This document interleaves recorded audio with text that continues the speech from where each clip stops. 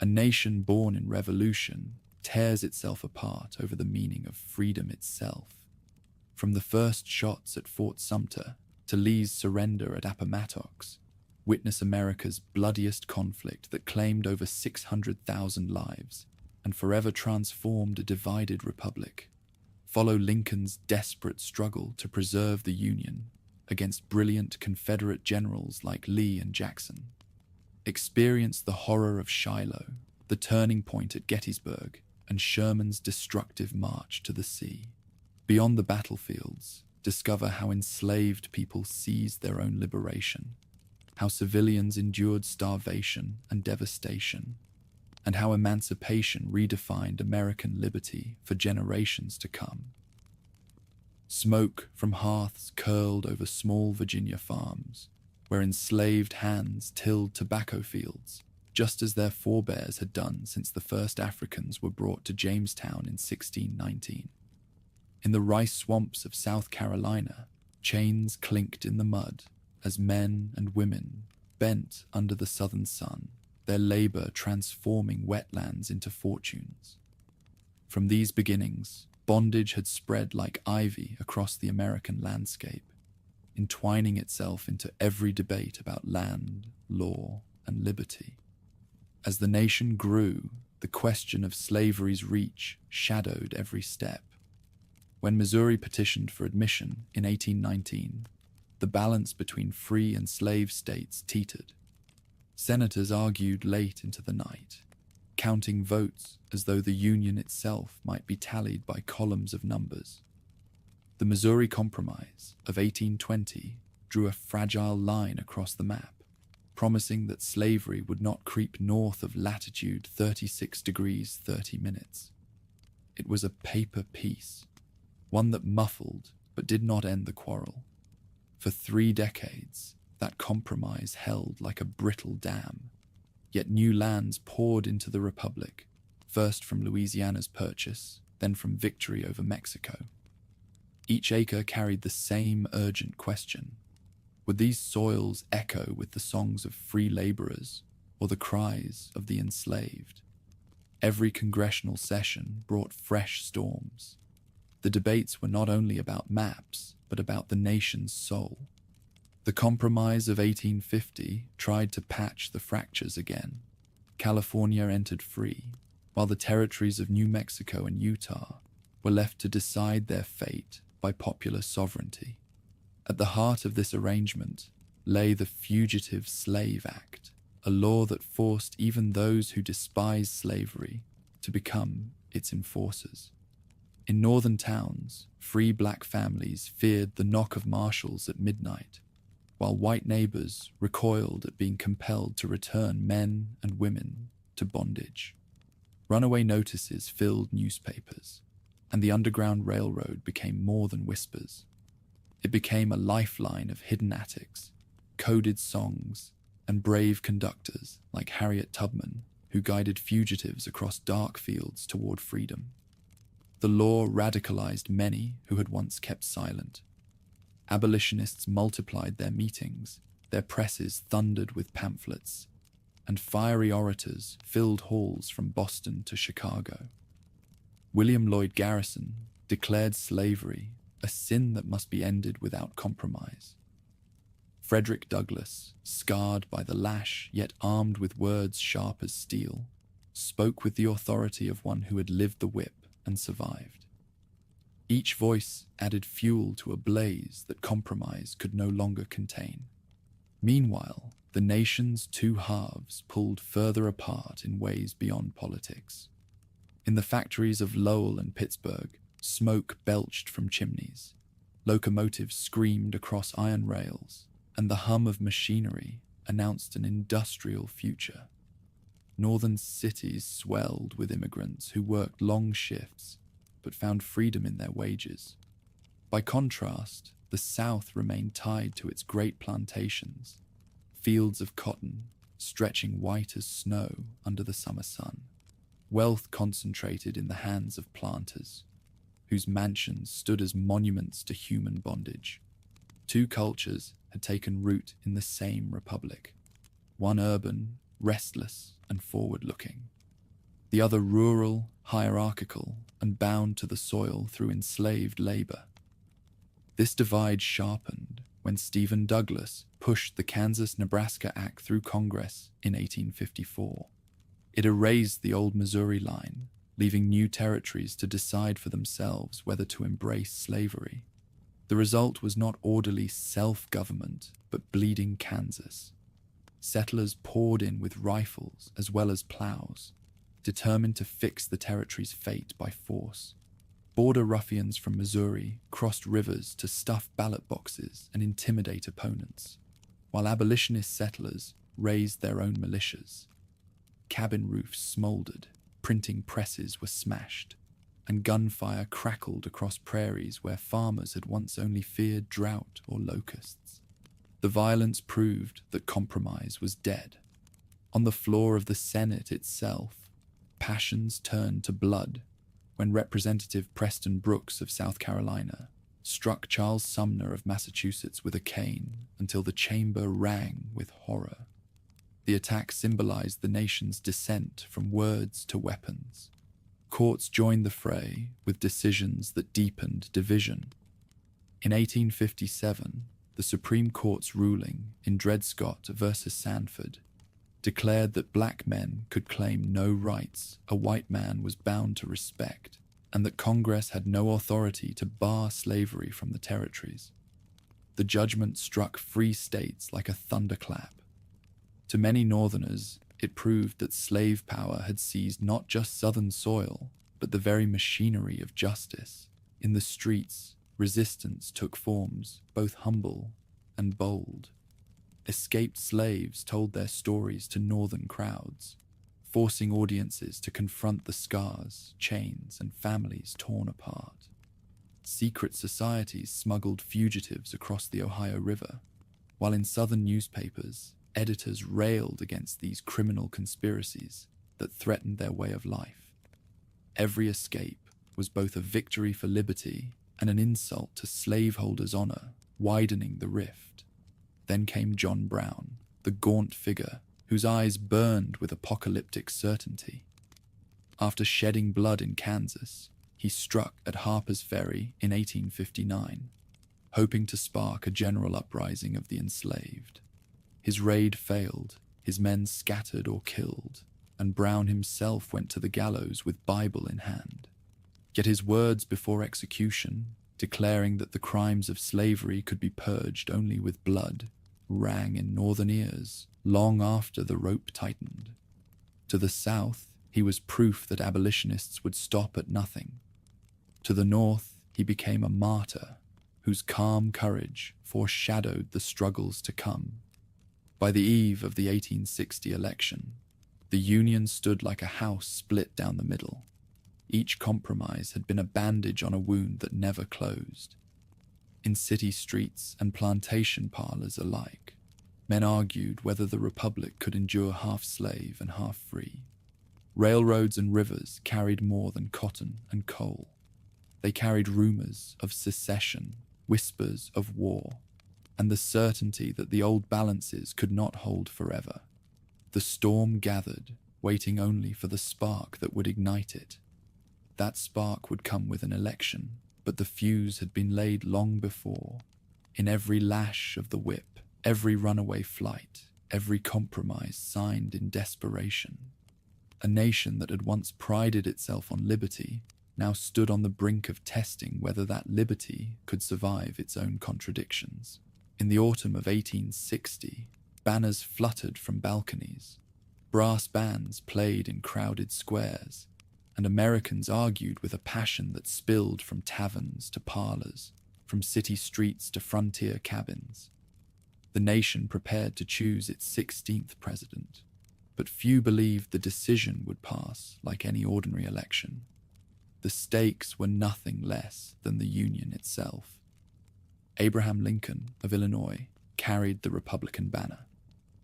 Tall, angular, with a face furrowed by years of prairie life, he was not the polished figure of Eastern politics, but a man whose words carried conviction shaped by struggle. His party's platform pledged to halt the spread of slavery into new territories.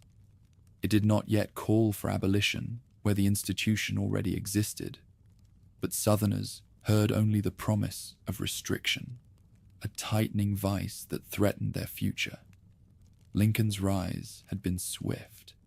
Just 2 years earlier, his debates with Stephen Douglas had revealed a voice capable of piercing through political fog. A house divided against itself cannot stand, he had warned. And though many considered the words prophetic, slave-holding leaders heard them as a threat.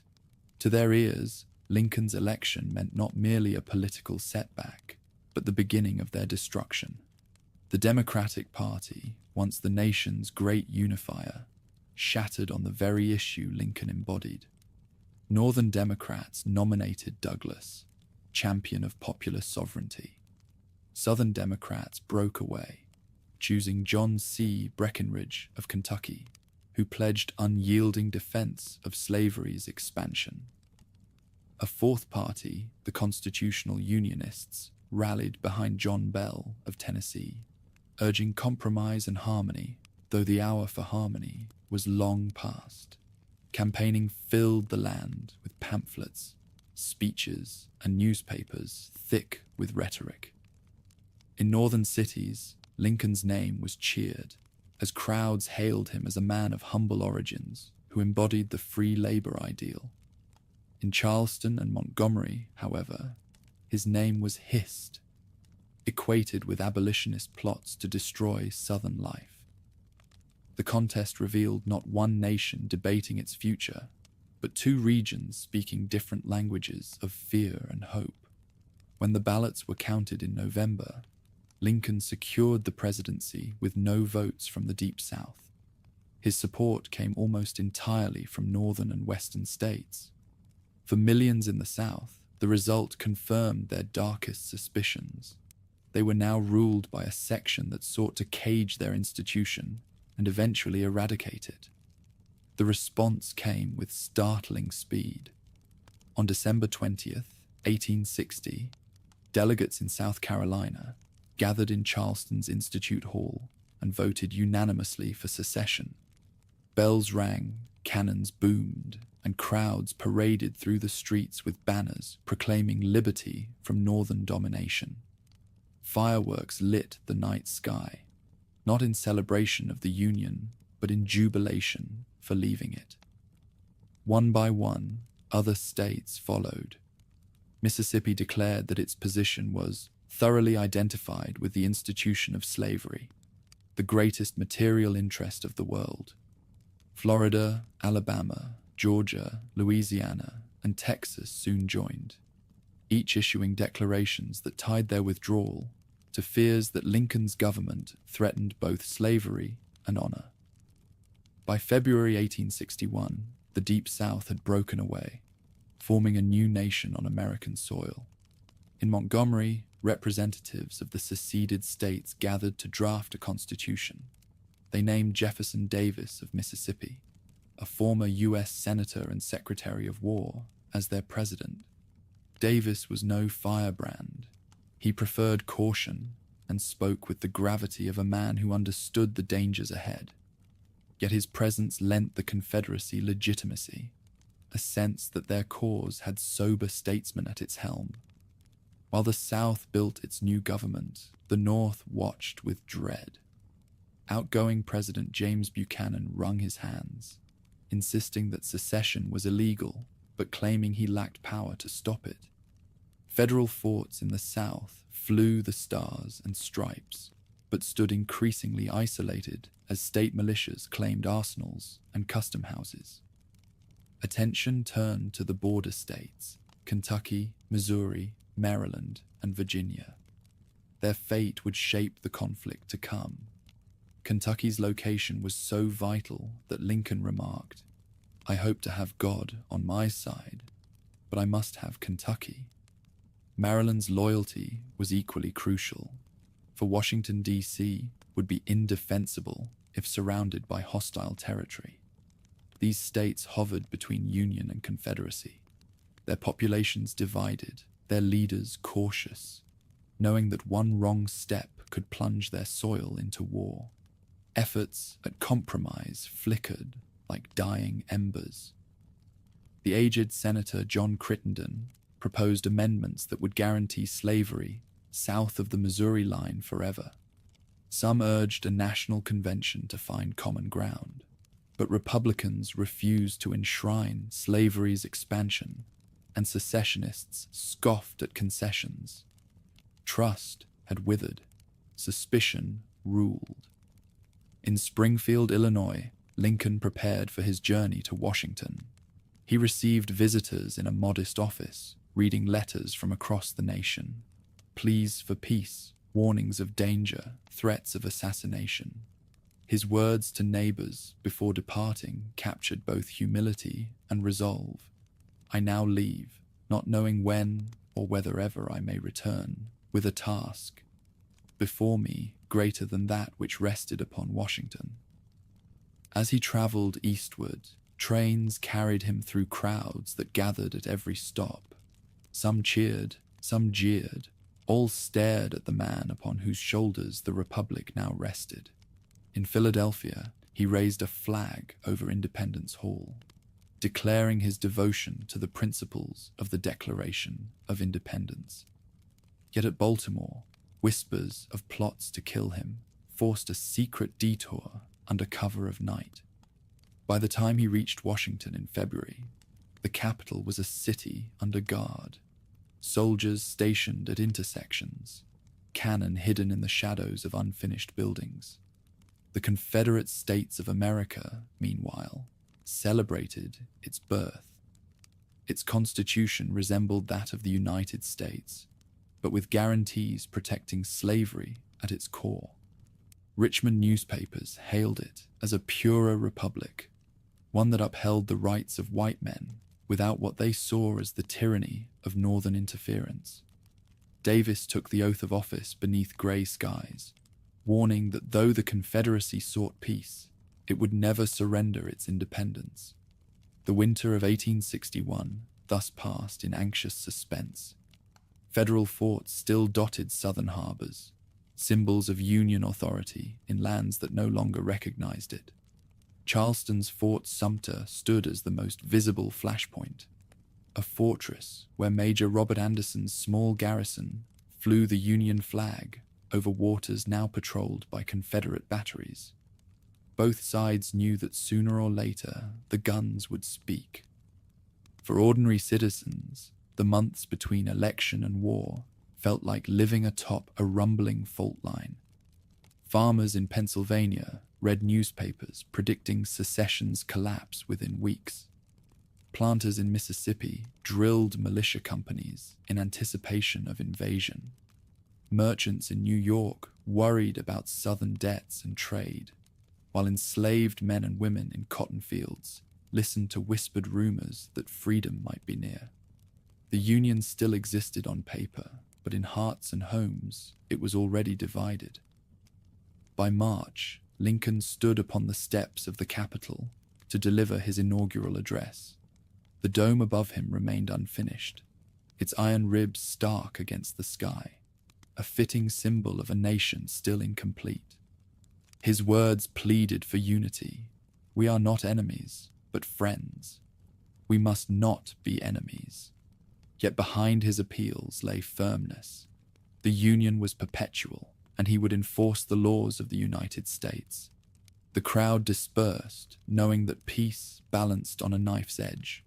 Compromise had failed, secession had spread, and two governments now claimed legitimacy across the same land. It would take only one spark to transform uncertainty into war. That spark lay waiting in Charleston Harbor. There, a stone fortress stood as the last reminder of federal authority in South Carolina. Fort Sumter had been constructed to guard one of the South's busiest ports, and by early 1861, it became the symbol of the Union's determination to hold its ground. Inside its thick walls, Major Robert Anderson commanded fewer than 100 men. Supplies dwindled by the day, and the garrison lived under the shadow of newly built Confederate batteries surrounding the harbor. The new government in Montgomery could not tolerate the flag of the United States flying above Sumter. President Jefferson Davis authorized General P.G.T. Beauregard, Anderson's former pupil at West Point, to demand surrender. When Anderson refused, Confederate guns opened fire on April 12, 1861. For 34 hours, cannon thunder echoed across the bay, shells arching through the smoke until flames spread through the interior of the fort. Not a single man on either side was killed during the bombardment, yet its political effect was immediate and irreversible. News traveled swiftly by telegraph. In Washington, President Lincoln received word that the garrison had evacuated after exhausting its ammunition. Across northern states, church bells rang and crowds gathered, anger turning into determination. The attack convinced many who had favored compromise that war was now unavoidable. Lincoln issued a call for 75,000 volunteers to suppress what he termed an insurrection. The response exceeded expectations, with thousands enlisting within days. The Confederacy also mobilized. Volunteers poured into state capitals from the Carolinas to Texas, carrying hunting rifles, shotguns, or nothing at all, expecting local authorities to provide equipment. Richmond, Nashville, and New Orleans saw parades of young men in homemade uniforms, some stitched from household fabric, their families watching with pride and fear. The president's proclamation transformed the political map. Virginia, Arkansas, Tennessee, and North Carolina, which had hesitated in the winter months, now chose to secede. Their leaders argued that Lincoln's call to arms revealed the true intention of the federal government, to use military force against fellow Americans.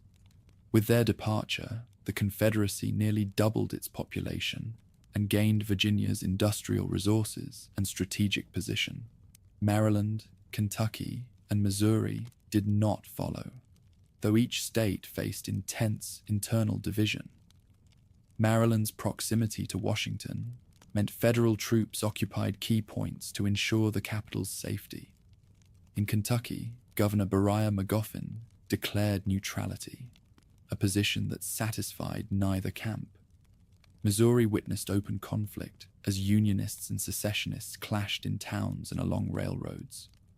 Borderland loyalty was uncertain, and both governments understood the stakes.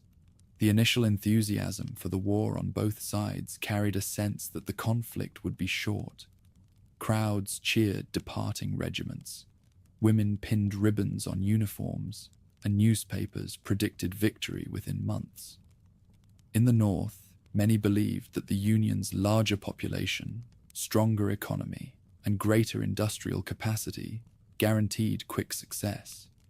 In the South, confidence rested on martial tradition, the belief that superior fighting spirit could overcome numbers, and the expectation that cotton would secure international support.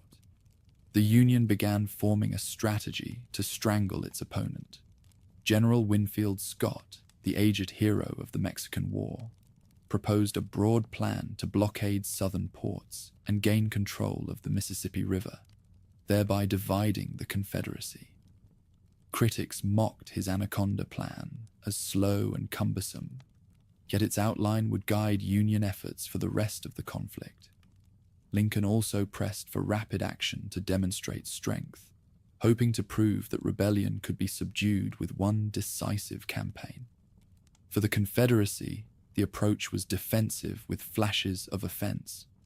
Leaders expected that if they could hold territory and inflict enough casualties, the North would tire of the struggle. They placed hope in recognition from Britain or France, nations whose textile industries depended on southern cotton. Confederate diplomacy began immediately, sending envoys across the Atlantic to argue that their independence served European interests.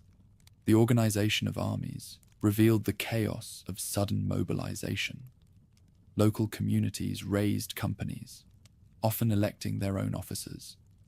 Regiments took shape from clusters of neighbors and kin. Discipline was loose, equipment varied, and training often consisted of little more than parade drills. Despite the shortcomings, morale was high. Men believed they would soon return home after teaching their adversaries a swift lesson. In the north, regiments drilled in camps hastily erected outside major cities. Washington itself became a garrison town, with soldiers patrolling streets and bivouacking in public buildings. The city bristled with defensive works as officials feared a Confederate march on the capital. In the South, Richmond became the new seat of government after Virginia's secession, chosen for its industry and proximity to the front. The shift also brought the war directly to the fields of Northern Virginia. Both sides scrambled for competent leadership. The Union placed initial hope in General Irvin McDowell, a capable organizer but inexperienced in leading large forces in the field.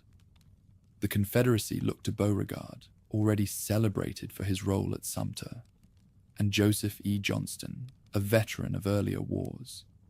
From the outset, the war revealed itself to be not only a test of armies, but of the men chosen to command them. Finances posed another challenge.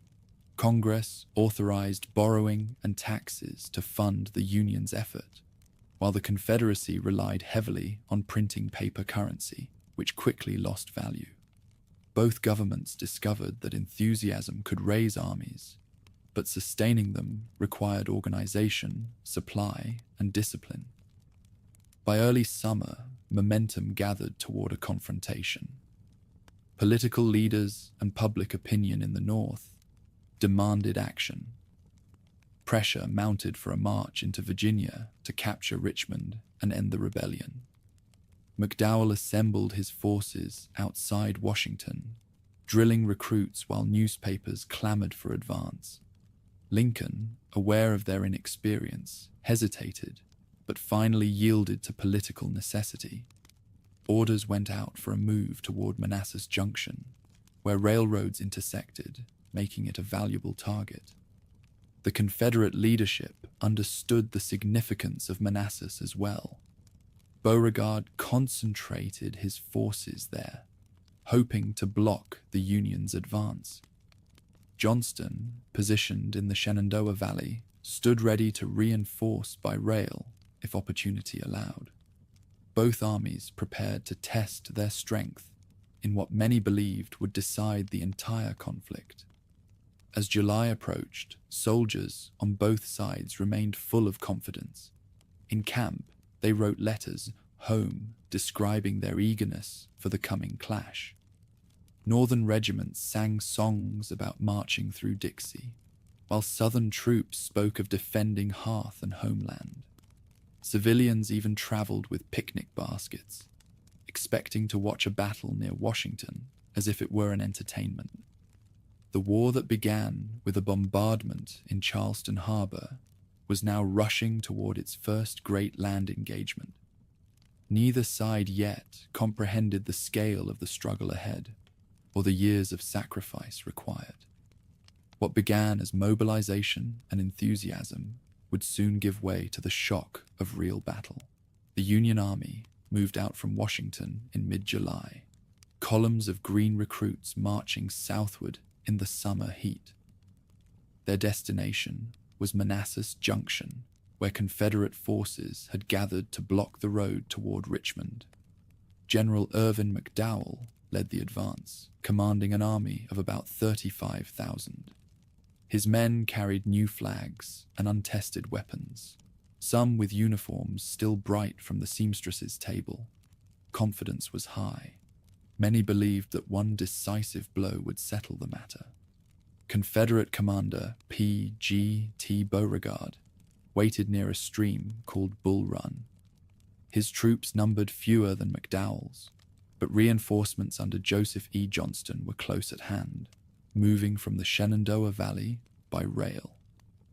It would be the first time in history that railroads played such a direct role in transferring troops to a battlefield, a sign that modern technology would shape this war as surely as muskets and bayonets. On July 21st, McDowell ordered his men forward. Union columns crossed Bull Run at several points, hoping to turn the Confederate left. Early progress seemed promising. Northern troops pushed back outnumbered defenders and gained ground on the plateau near Henry House Hill. Some officers believed victory was near. Civilians who had followed the army from Washington with wagons and picnic baskets watched from nearby ridges, certain they were witnessing the rebellion's swift collapse. But the Confederates held firm. On Henry House Hill, Virginia troops under Thomas J. Jackson stood fast amid the confusion. His brigade formed a solid line, repulsing charge after charge. Observers noted his calm presence in the midst of smoke and fire, and a fellow officer remarked that he stood like a stone wall. The nickname followed him from that day forward. Stonewall Jackson, destined to become one of the South's most celebrated figures. As the afternoon wore on, Johnston's reinforcements arrived by train and marched straight onto the battlefield. The tide turned. Confederate counterattacks broke Union lines, sending inexperienced soldiers into retreat. What began as an orderly withdrawal dissolved into panic as wagons clogged the roads and frightened men fled back toward Washington. Cannon and supplies were abandoned along the route. The first major battle of the war ended with a decisive Confederate victory. The result shocked the North. Newspapers that had predicted an easy triumph now printed accounts of chaos and loss. The public realized that the war would not be quick. McDowell was replaced by George B. McClellan, a young general who had achieved success in Western Virginia. McClellan arrived in Washington with energy, reorganized the Army of the Potomac, and began the long process of training recruits into disciplined soldiers. His organizational skills inspired confidence, though his caution would later frustrate political leaders.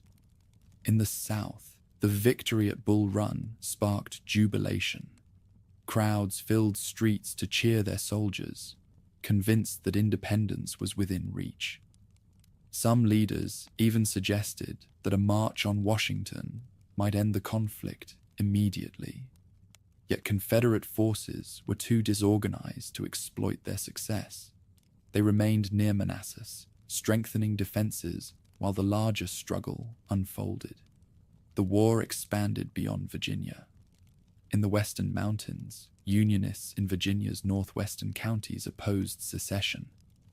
They resisted Richmond's authority and petitioned for statehood.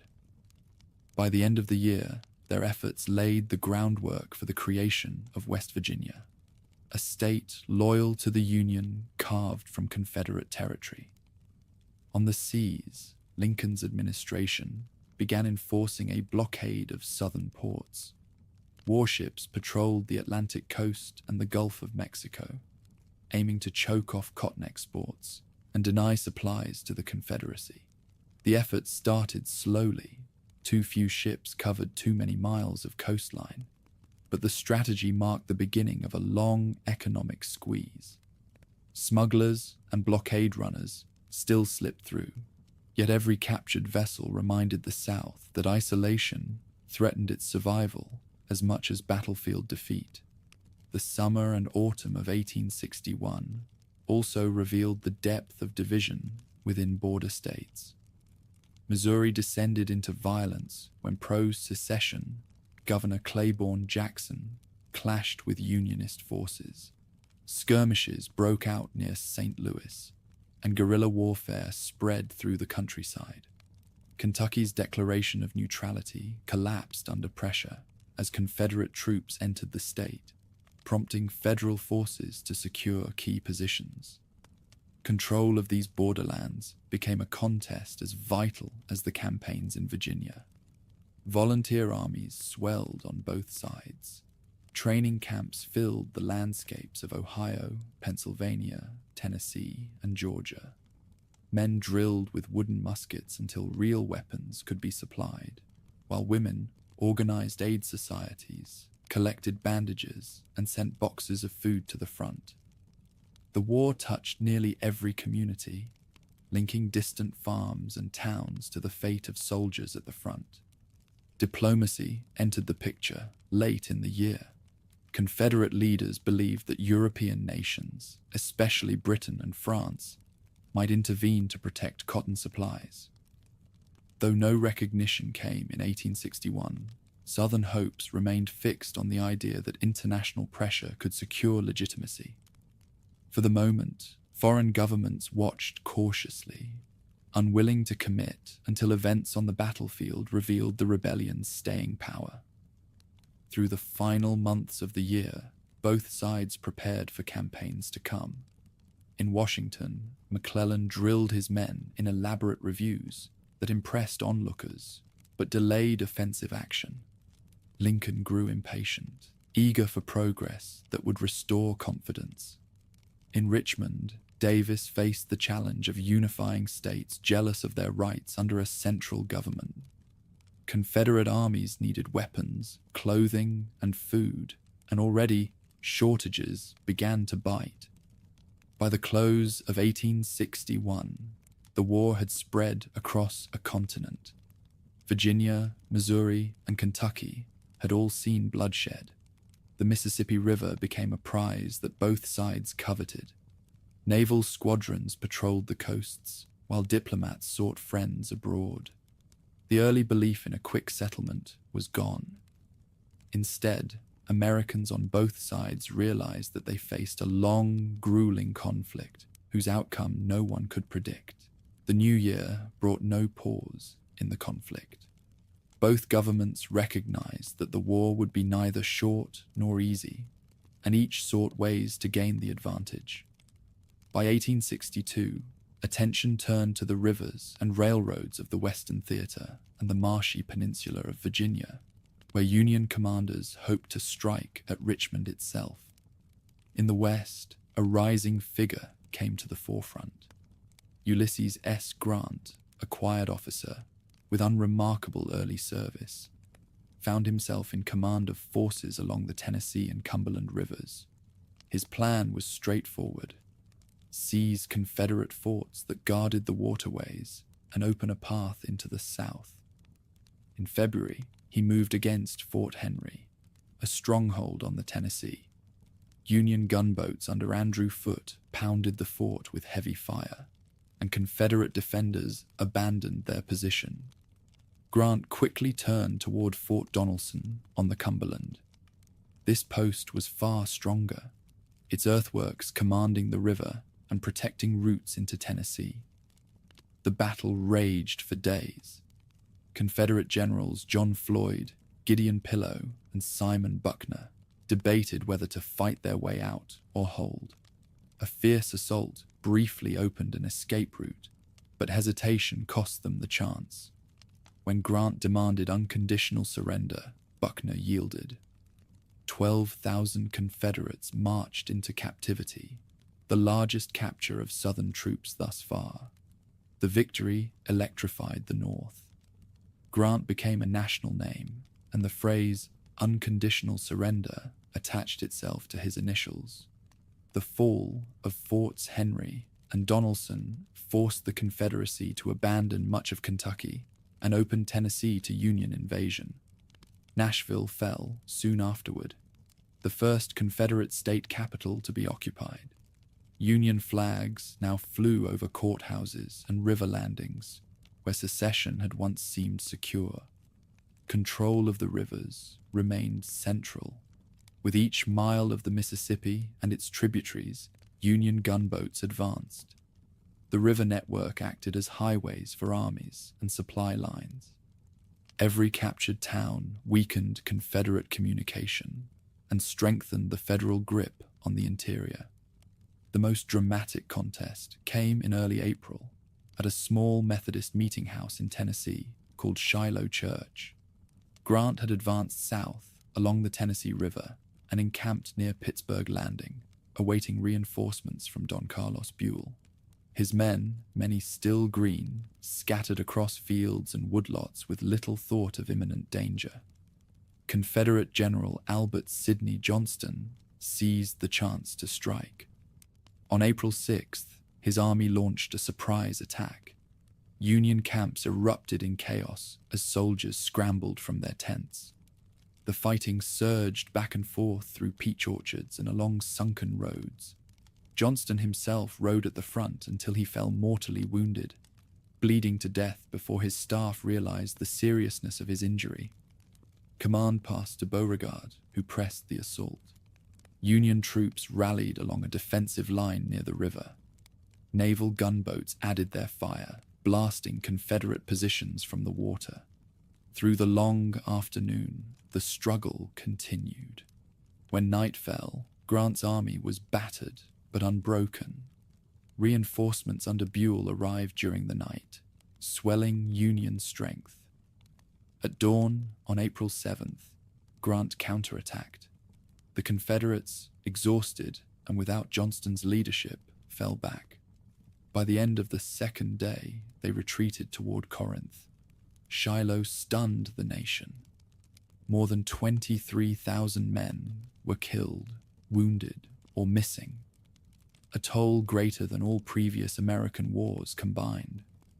Northern newspapers accused Grant of negligence for being surprised, while Southerners mourned Johnston, considered one of their best commanders. The scale of bloodshed revealed what kind of war lay ahead. While armies clashed inland, the Union Navy struck at the coast. In April, Admiral David Farragut led a daring assault against New Orleans, the Confederacy's largest city and vital port at the mouth of the Mississippi. His fleet braved fire from forts guarding the river, ran past chains and obstructions, and engaged Confederate vessels. After fierce fighting, Farragut forced passage. On April 25th, Union forces entered New Orleans. Crowds watched in silence as the Stars and Stripes was raised above city buildings.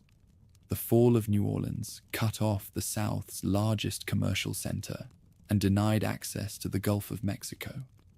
Meanwhile, in Virginia, attention focused on George B. McClellan. Since reorganizing the Army of the Potomac, he had created a formidable force of over 100,000. Soldiers admired his training and discipline, calling him Little Mac.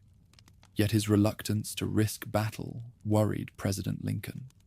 McClellan believed he faced overwhelming enemy numbers and pressed for elaborate preparations. His plan, known as the Peninsula Campaign, aimed to bypass strong defenses in northern Virginia by transporting his army by water to the Virginia Peninsula between the York and James Rivers, then advancing on Richmond. In March, his troops embarked on hundreds of vessels, creating one of the largest amphibious operations in American history. They landed near Fort Monroe and began the slow march toward the Confederate capital. Opposing him was General Joseph E. Johnston, who withdrew to a defensive line near Yorktown. McClellan, convinced he faced massive numbers, spent weeks preparing siege works instead of pressing forward. By the time he advanced, Confederates had fallen back closer to Richmond. In May, Johnston struck at Seven Pines, Fair Oaks, hoping to catch the divided Union army. The fighting was brutal, with heavy losses on both sides. Johnston was severely wounded, leaving command open. Into that role stepped Robert E. Lee, previously Davis's military advisor. Many in Richmond doubted him, remembering his cautious service in Western Virginia. Yet Lee immediately reorganized the army, renamed it the Army of Northern Virginia, and prepared to confront McClellan with aggressive maneuvers. Late June brought the 7 days battles outside Richmond. Lee attacked repeatedly, seeking to drive McClellan away. The fighting raged through places like Mechanicsville, Gaines's Mill, and Malvern Hill. Casualties mounted. Though McClellan's men fought hard, their commander grew increasingly convinced he was outnumbered and withdrew down the peninsula. Richmond remained in Confederate hands, and Lee emerged as the South's foremost commander. The failures on the peninsula deeply disappointed the North. After the optimism of Donelson, Shiloh, and New Orleans, hopes for a quick capture of the Confederate capital collapsed. Lincoln grew frustrated with McClellan's caution, noting that the Union always seemed to have a vast army doing nothing. Yet McClellan's soldiers continued to admire him, convinced their setbacks came from Washington's interference rather than his decisions. On the southern side, the arrival of Lee gave new confidence. His willingness to take risks contrasted with earlier defensive strategies. The Confederacy, though battered in the West, could still boast that its capital had survived a massive offensive. Morale lifted, and Richmond celebrated the general who would become its symbol of resistance. Away from the main theaters, the Confederate Congress introduced a measure that revealed the strain on manpower: the Conscription Act of 1862. For the first time in American history, a draft compelled service. All white men between certain ages were required to serve, though exemptions for the wealthy or those with enough slaves created resentment among poorer citizens. The law showed both determination and desperation. It allowed the South to keep armies in the field, but it also revealed how quickly voluntary enthusiasm had given way to the necessity of compulsion. By the end of 1862's first campaigns, the war had grown wider, bloodier, and more uncertain. In the West, Grant's victories opened paths deeper into Confederate territory, though at terrible cost. On the river, Farragut's fleet secured control of New Orleans, striking a blow at Southern commerce. In the East, McClellan's grand plan failed, and Lee rose to prominence. Each triumph and setback demonstrated that the struggle would extend far beyond anyone's early predictions. The year had begun with confidence in both capitals. It closed with realization that the conflict was a contest of endurance, resources, and will.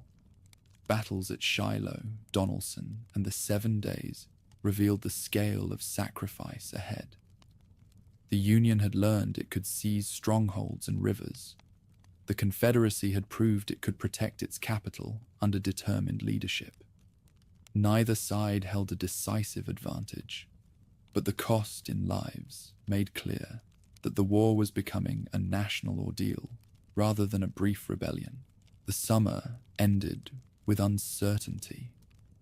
In the West, Union forces gained ground along the rivers, but in the East, the failure of the Peninsula Campaign left Richmond secure. President Lincoln searched for commanders willing to act decisively. Robert E. Lee, meanwhile, seized the initiative and carried the war northward. His goal was more than military victory. He hoped to influence public opinion in the Union, gain recognition abroad, and relieve the burden on Virginia's farms. Lee moved his army into Maryland in early September. The invasion carried risks, but he believed that one dramatic success on northern soil could shake Lincoln's government. McClellan, restored to command after John Pope's defeat at the Second Battle of Bull Run, shadowed the Confederate advance. His caution remained, yet fortune handed him a rare chance. Union soldiers discovered a misplaced copy of Lee's orders wrapped around cigars. The document revealed the division of Confederate forces and their movements. McClellan held in his hand what should have been the key to a decisive victory. Even with this intelligence, McClellan delayed. His hesitation allowed Lee to gather strength near the small town of Sharpsburg, beside a creek called Antietam. On September 17, 1862, Union forces attacked. What followed became the bloodiest single day in American history. The morning assault struck the Confederate left through a cornfield that quickly became a killing ground. Men advanced and fell in waves. stalks cut down with them until the ground was littered with bodies. In the center, Union soldiers charged a sunken road that defenders turned into a natural trench. Hours of musket fire piled men 3 deep, the path forever after called the Bloody Lane. On the southern flank, Union troops crossed Antietam Creek at Burnside's Bridge, under withering fire from Georgians positioned on high ground. Progress came only after repeated attacks. By evening, both armies were shattered. Nearly 23,000 casualties lay across the fields, killed, wounded, or missing. Neither side could claim a clear tactical victory. Lee held his ground, but eventually withdrew across the Potomac, ending his invasion. McClellan, despite superior numbers and the knowledge of Lee's divided forces, failed to destroy the Confederate army. Yet strategically, the day belonged to the Union. Lee's retreat denied him the triumph he sought on Northern soil. For Lincoln, Antietam provided the opening he had waited for. He had long considered a proclamation of emancipation, but feared issuing it after defeat would seem desperate. Now, with Lee's advance halted, he acted. On September 22nd, he announced that unless the Confederate States returned to the Union by January 1st, 1863, their enslaved people would be declared free. The Emancipation Proclamation redefined the war. Until then, the Union had fought primarily to preserve the nation. Now, it also fought to end slavery in rebellious states. The decree did not apply to loyal border states or areas already under Union control, but its symbolic power was immense. Enslaved men and women heard the news with hope, interpreting it as a promise of liberation tied to Union victory. Abolitionists rejoiced that the struggle for freedom had at last become official policy. The proclamation carried international consequences. Britain and France had watched closely, considering recognition of the Confederacy. Many in Europe sympathized with Southern independence, but once the Union declared the fight a battle against slavery, the calculus changed. Public opinion in Britain, especially among working classes opposed to bondage, made open support for the South politically impossible. Diplomats in London and Paris turned away from intervention. This change also transformed the Union Army. The government now authorized the enlistment of black soldiers. Recruitment began slowly, but by war's end, nearly 180,000 African American men would serve in the federal ranks, about 1/10 of the entire force. Their participation not only added manpower, but also gave the struggle a moral dimension that no retreat could erase. Meanwhile, the conflict pressed on with renewed ferocity. In December 1862, Union forces under Ambrose Burnside attempted to seize Fredericksburg, Virginia. The attack proved disastrous. Federal troops charged repeatedly across open ground against fortified Confederate positions on Murray's Heights. The result was slaughter. Thousands fell in futile assaults. The defeat plunged Northern morale into despair once more. A stark reminder that emancipation had not guaranteed military success. Yet even amid setbacks, the larger currents shifted. The South could claim battlefield victories, but it could not undo the proclamation's political weight. Every enslaved person who fled to Union lines weakened the Confederate economy and strengthened the Northern cause. Plantations struggled as laborers left or resisted. The promise of freedom created pressure that no Confederate law could counter. Lincoln himself recognized the magnitude of what had begun. In private letters, he admitted that he had taken a step from which there was no retreat. The nation's struggle was now bound to the fate of 4 million enslaved people. The war for Union had become a war for liberty. By the close of 1862, both sides understood that they faced a prolonged contest. The Union had halted Lee's first northern advance and claimed the moral high ground through emancipation. The Confederacy, though battered, still stood, its armies unbroken and its people determined. But the terms of the struggle had changed forever. No compromise settlement could restore the Union as it had been. Victory, whenever it came, would have to secure both national unity and human freedom.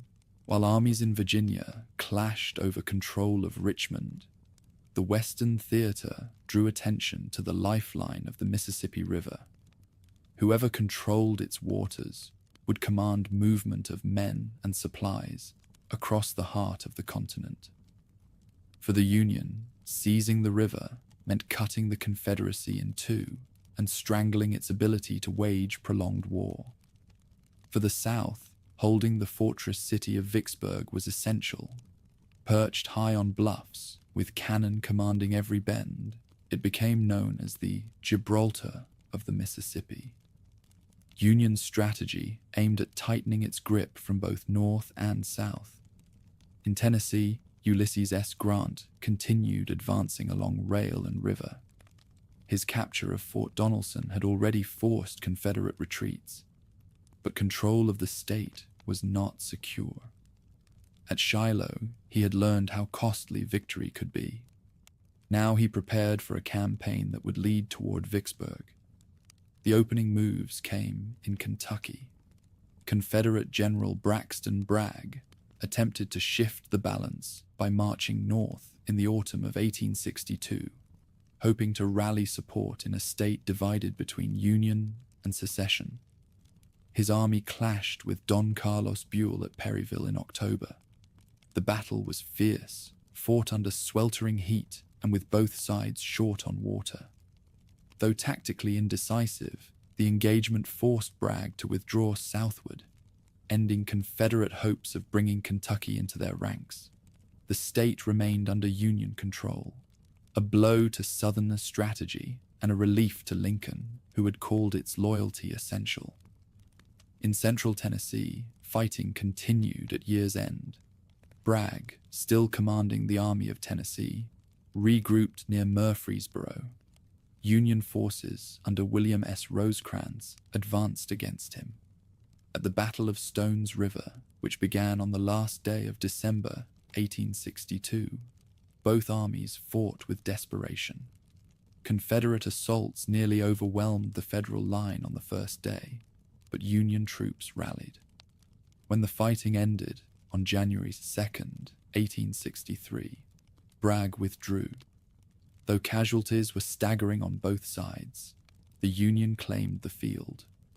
The victory strengthened Northern morale after the setback at Fredericksburg in Virginia and secured control of central Tennessee.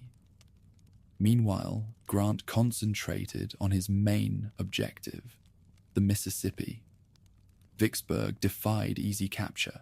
Swamps, bayous, and shifting channels made direct approaches difficult. Grant tried several maneuvers to reach the city. He attempted to dig canals that would bypass Confederate defenses and allow his transports to slip past, but floods and mud thwarted the effort. Expeditions into the bayous bogged down. Soldiers hacked through trees and waded through waist-deep water, only to find impassable obstacles. These failures tested Grant's patience, but revealed his determination to keep pressing until success came. As he struggled near Vicksburg, naval operations continued downstream. Admiral David Porter supported Grant with gunboats, while earlier victories had already placed New Orleans in Union hands. Together, the Army and Navy sought to squeeze the Confederacy's vital artery. Supplies from Texas and Arkansas, once floated across the river, now faced increasing risk. The South clung to Vicksburg as the keystone of its defense. The Union's growing strength in the West contrasted with challenges in the East. Newspapers reminded readers that while Virginia consumed headlines, real progress came along the Mississippi. Lincoln himself observed that control of the river was key. Once in Union hands, the rebellion would be divided and weakened beyond repair. Confederate civilians felt the pressure. Farmers in Mississippi and Louisiana faced federal raids that destroyed crops and seized livestock. Plantations near the river saw enslaved workers escape across to Union lines, where emancipation and military service beckoned. Every loss reduced the resources available to sustain Southern armies. The broader Western campaigns revealed a pattern. Union armies, though suffering heavy losses in battles like Shiloh and Stones River, managed to hold territory and push forward. Confederate forces, despite brave stands, found it difficult to regain ground once lost. Bragg's retreat from Kentucky and Tennessee symbolized this imbalance. The South could still strike, but it lacked the strength to sustain long offensives in the region. Back at Vicksburg, Grant refined his plans. By early 1863, he determined to move his army down the west bank of the river, cross below the city, and strike from the rear. It was a bold maneuver that would require coordination of land and naval forces, but Grant believed it offered the best chance of success. The campaign that followed would become one of the most daring in the war. Until then, the struggle for the Mississippi remained in suspense. Confederate leaders boasted that Vicksburg was impregnable, while Union soldiers muttered that the bluffs mocked every effort. Yet the steady pressure told its own story. With every month of fighting, the river slipped further from Confederate hands. Beyond the military operations, the Western campaigns shaped the political climate. Victories at Donelson, Shiloh, and Stones River reassured Northern voters that progress was possible. They also gave Lincoln the confidence to stand by emancipation as a war aim, knowing that military success in the West balanced setbacks elsewhere. For the Confederacy, the losses deepened internal strains. Draft laws, taxation, and shortages stirred resentment among civilians, particularly in regions now exposed to constant raids. As 1863 began, two great struggles loomed.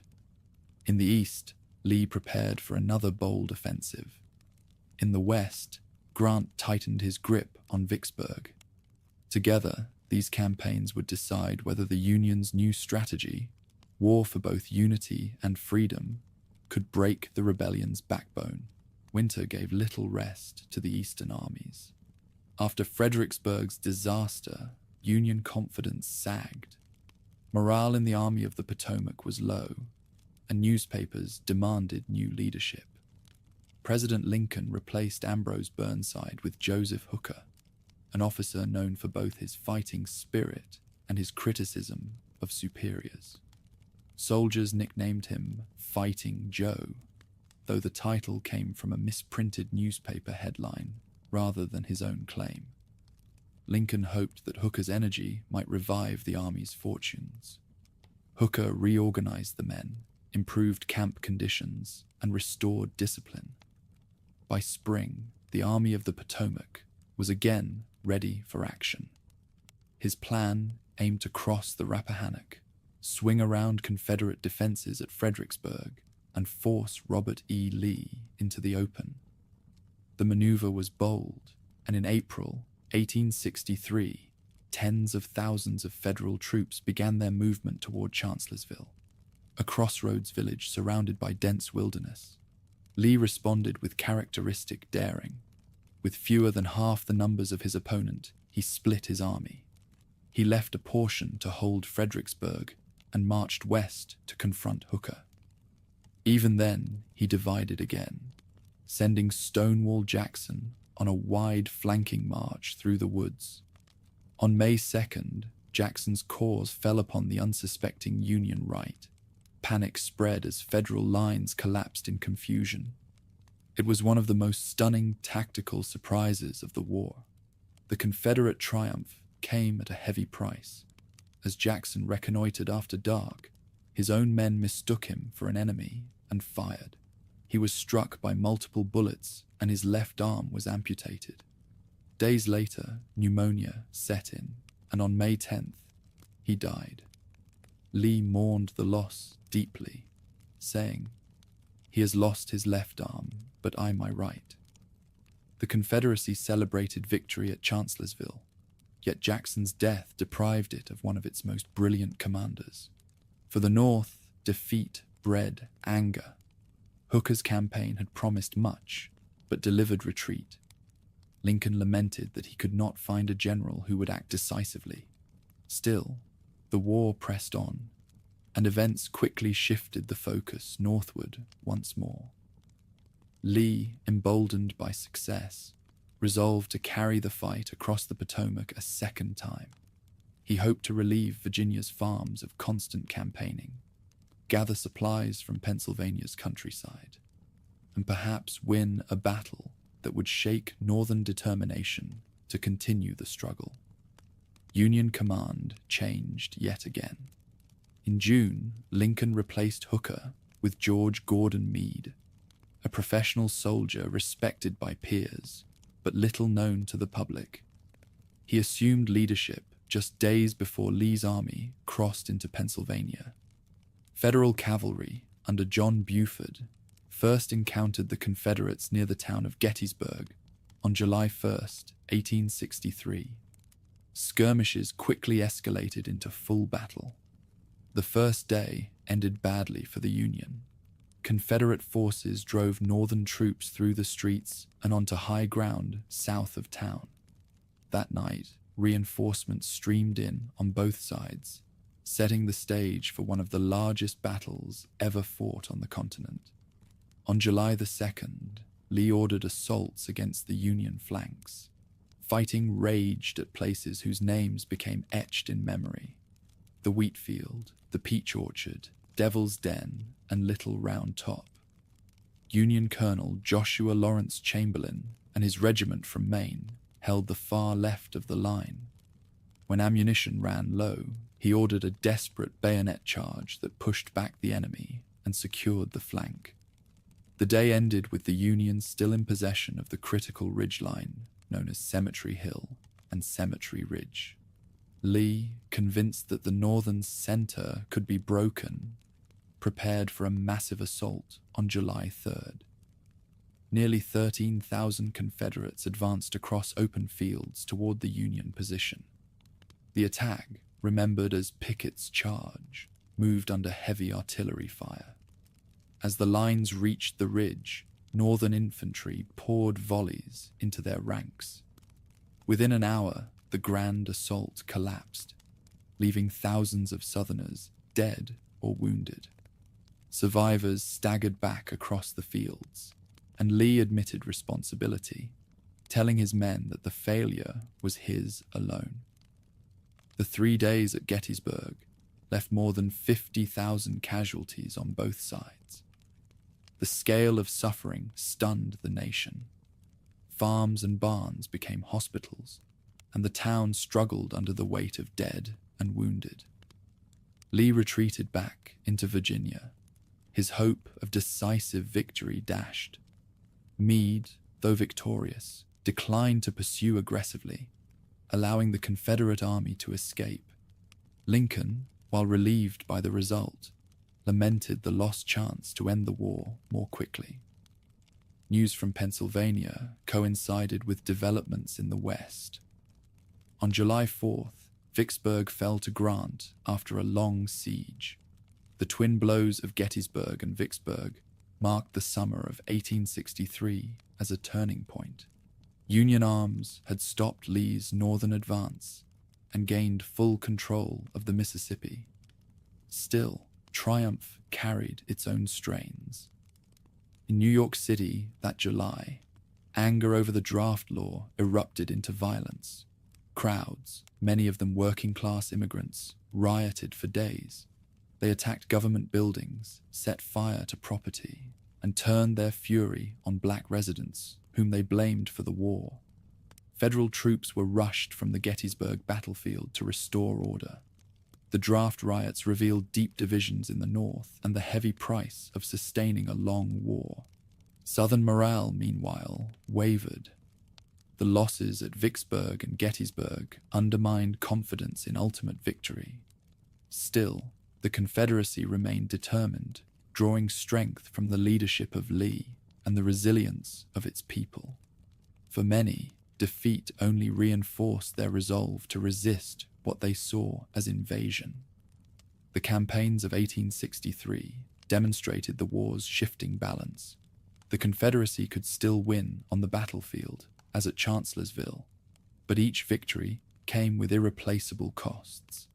The Union, despite setbacks, had the manpower and resources to recover and strike again.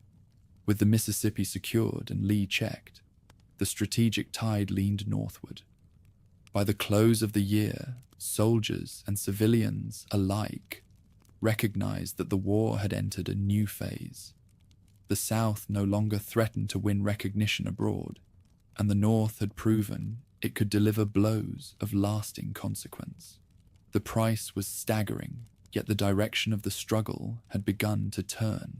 When Robert E. Lee withdrew from Pennsylvania after Gettysburg, news traveled westward almost at the same time that another decisive struggle reached its climax. Along the Mississippi, Ulysses S. Grant tightened the noose around Vicksburg.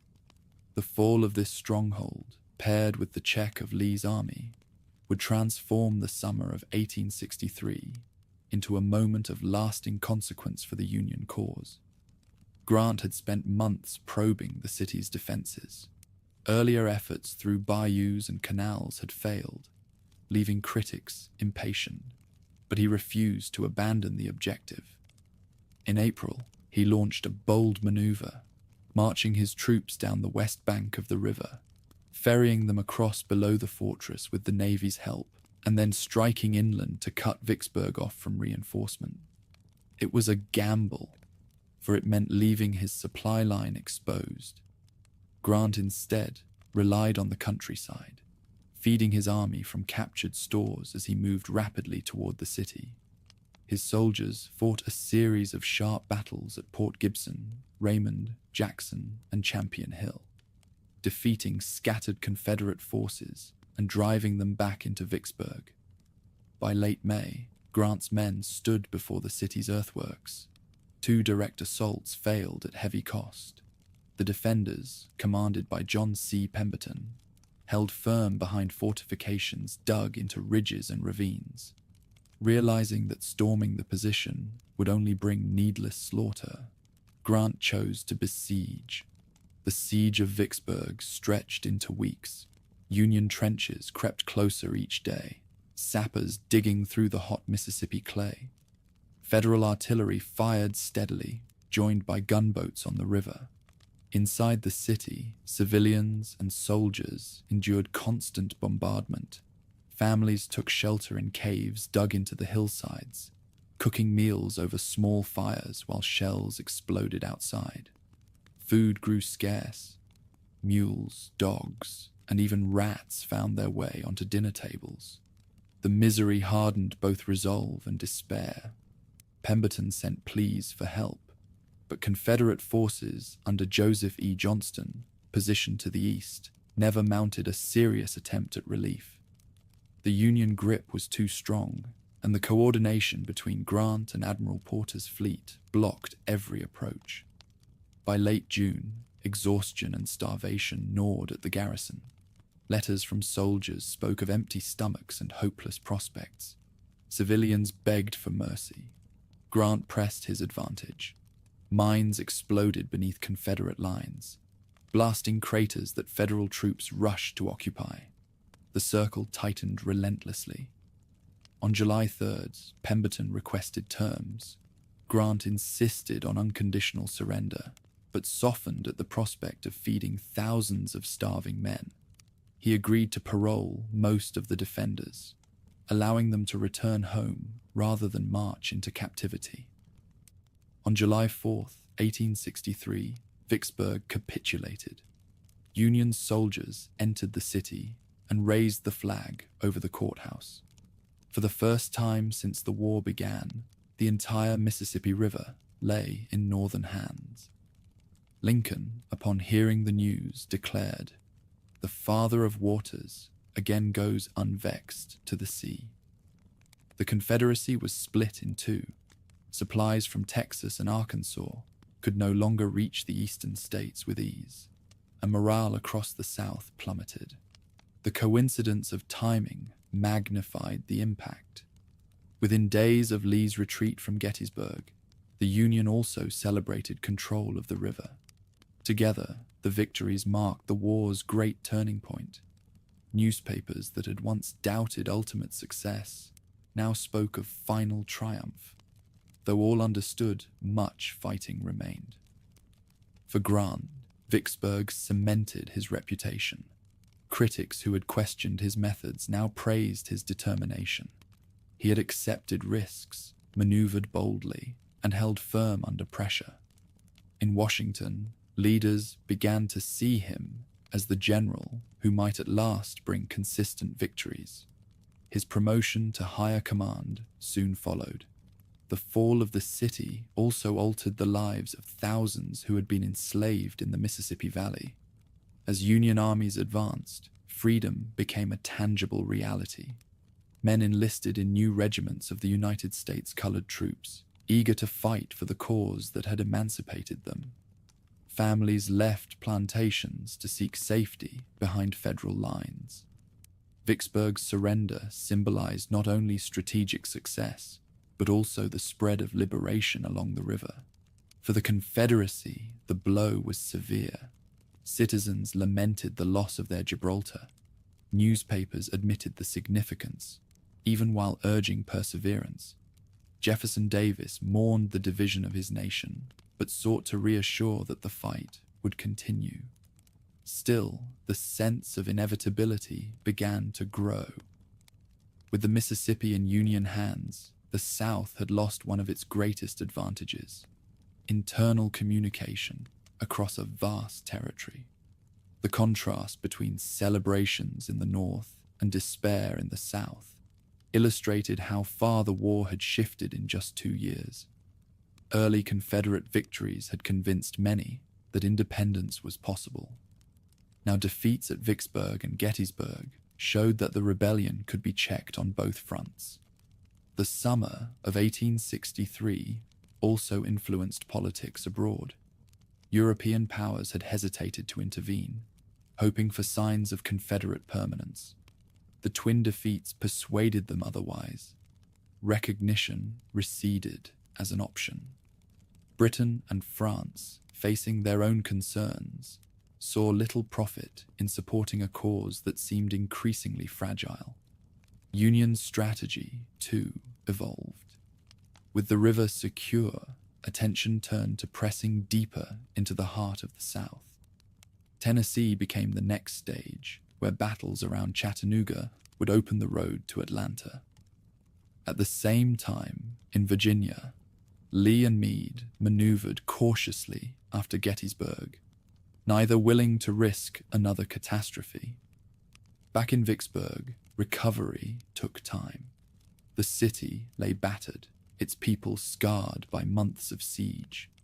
Yet the reopening of the river unleashed commerce once more. Steamboats carrying federal troops and supplies steamed past the bluffs, symbols of a reunited artery. The Mississippi, which had once divided free and slave states, now flowed under the banner of Union control.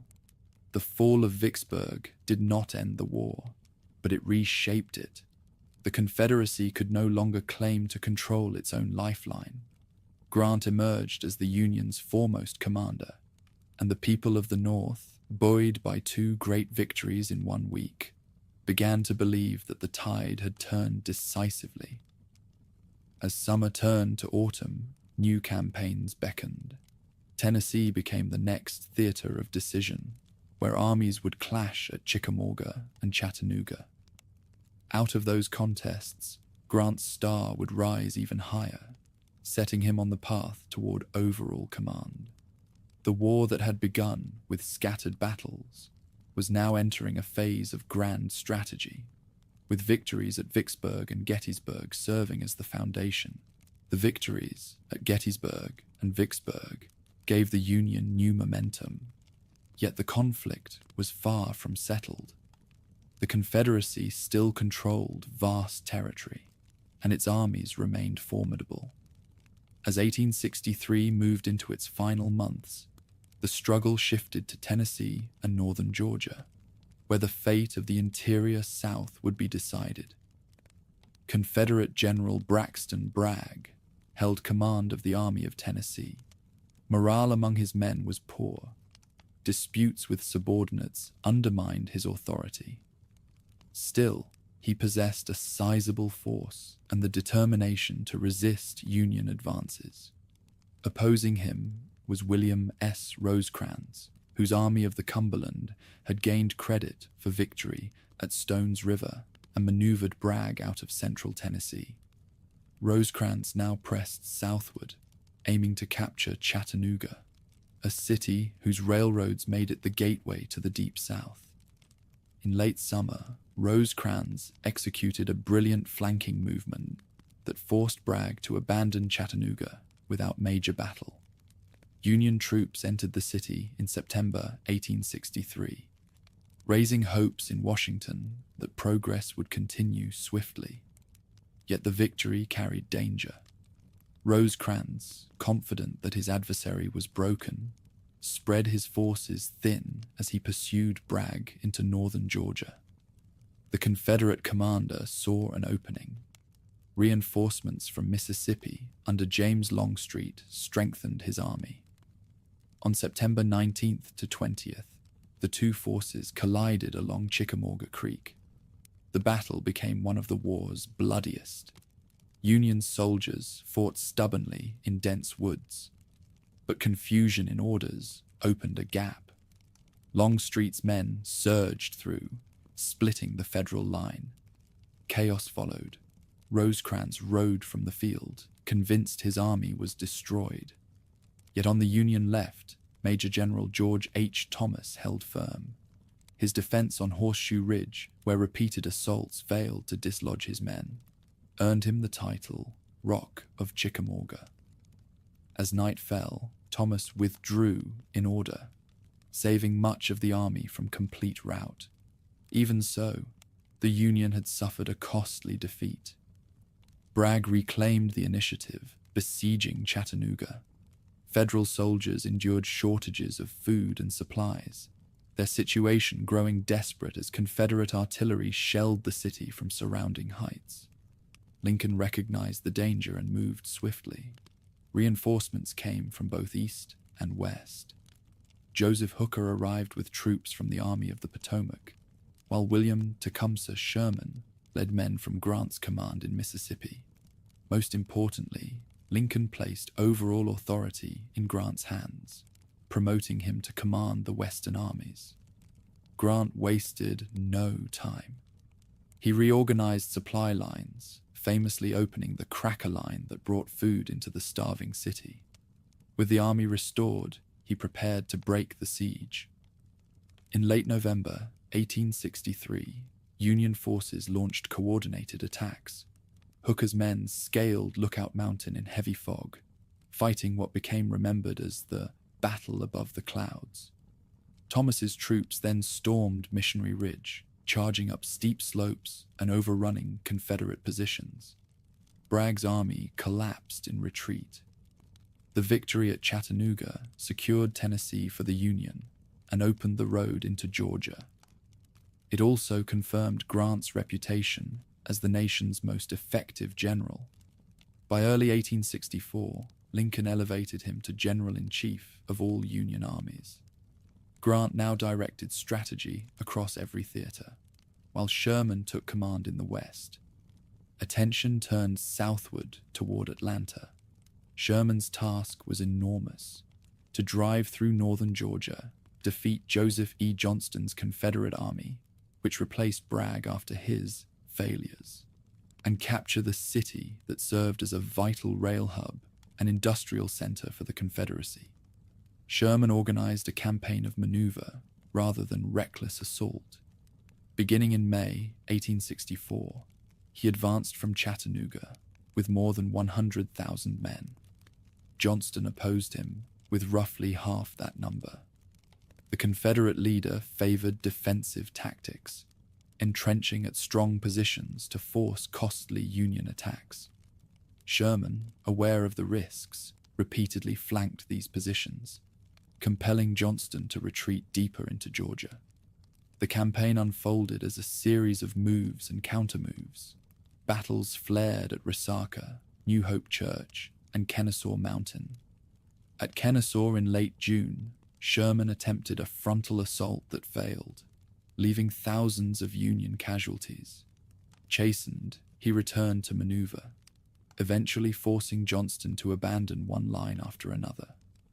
By July, Union troops approached the outskirts of Atlanta. Frustrated with Johnston's continual retreats, President Davis replaced him with John Bell Hood, a young and aggressive officer.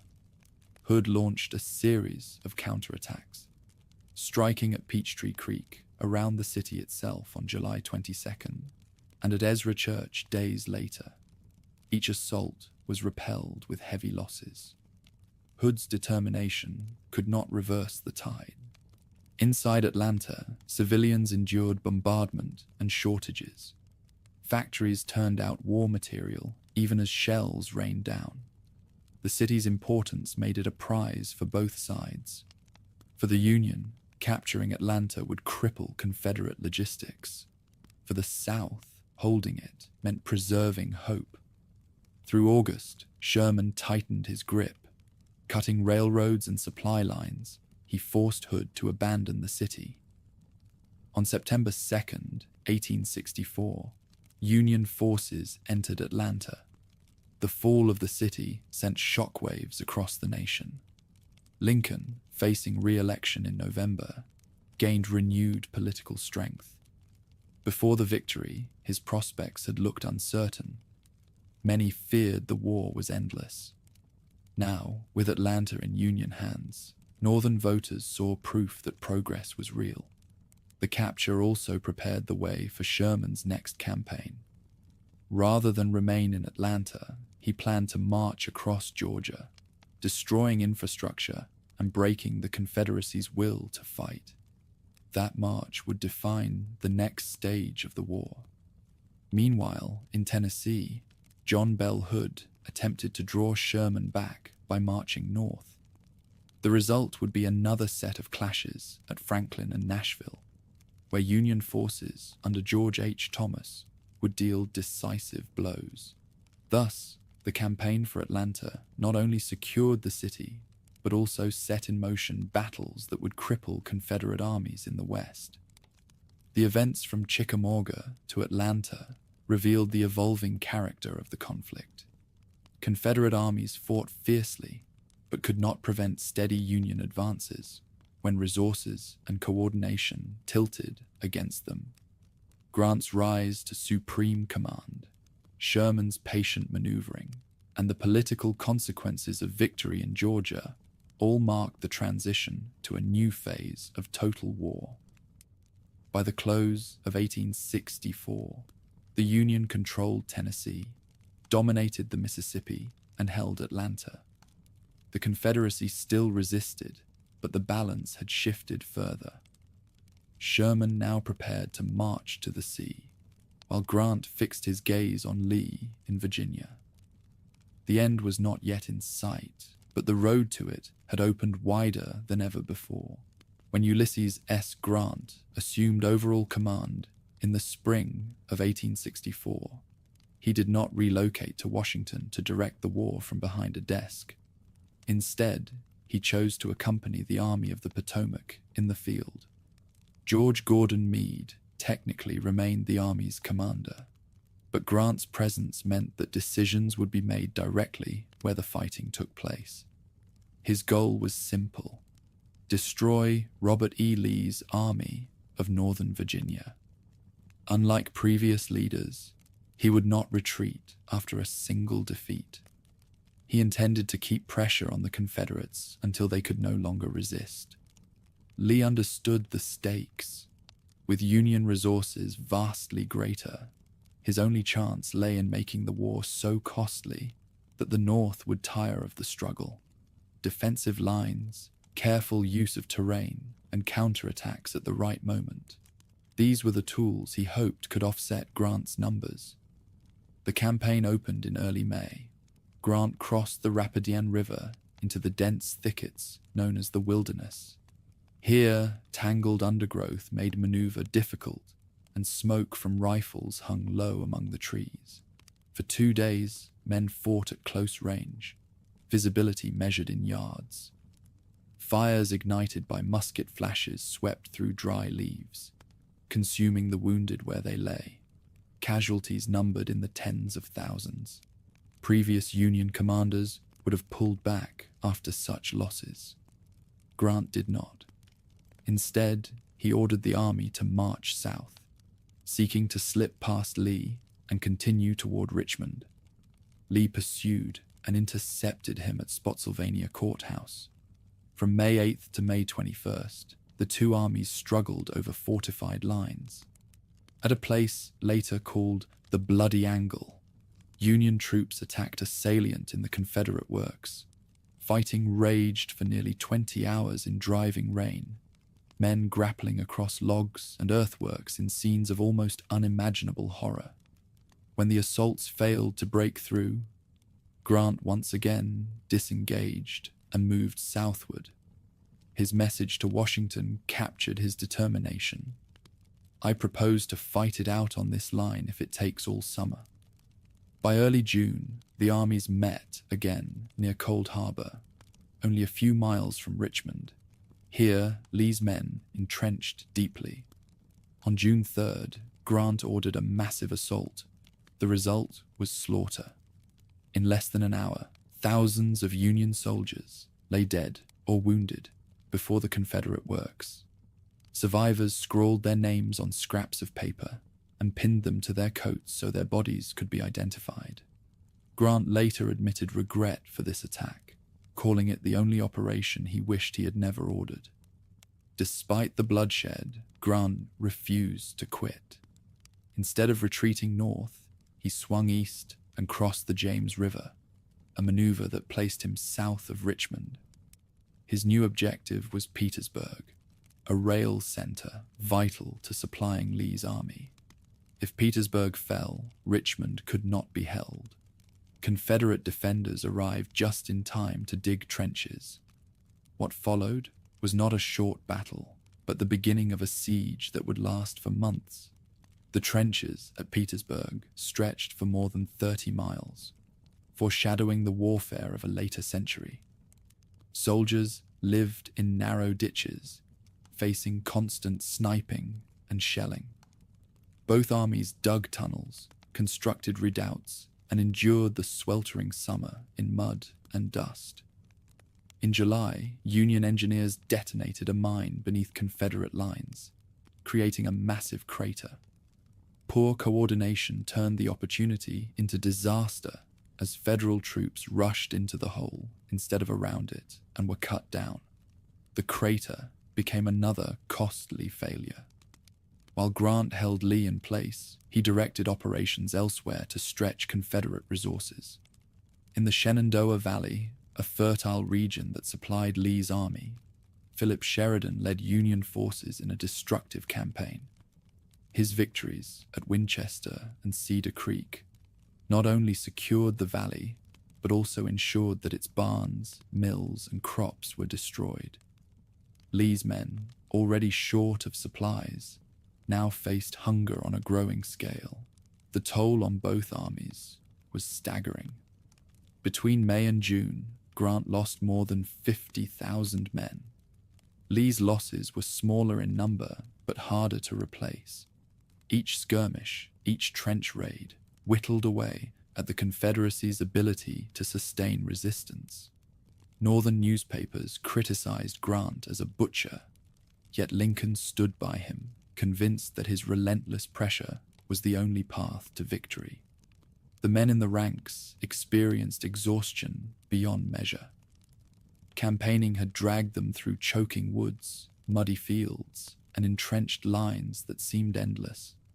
Letters home spoke of comrades missing, of nights without sleep, of the constant smell of death. Confederate soldiers endured no less. Hunger, ragged uniforms, and the knowledge that replacements were not coming. By autumn, both sides recognized that the campaign had shifted the war's character. Battles like Antietam or Gettysburg had been decided in days. The Overland Campaign was different, a grinding series of clashes that merged into a continuous struggle. Richmond still stood, but it was tied to Petersburg by fragile rails and dwindling supplies. Grant had not destroyed Lee, yet he had fixed him in place. The broader significance became clear in November 1864. With Union victories in the Valley and Sherman's capture of Atlanta, Northern voters returned Lincoln to office. His re-election signaled that the nation would not abandon the war, despite the appalling casualties.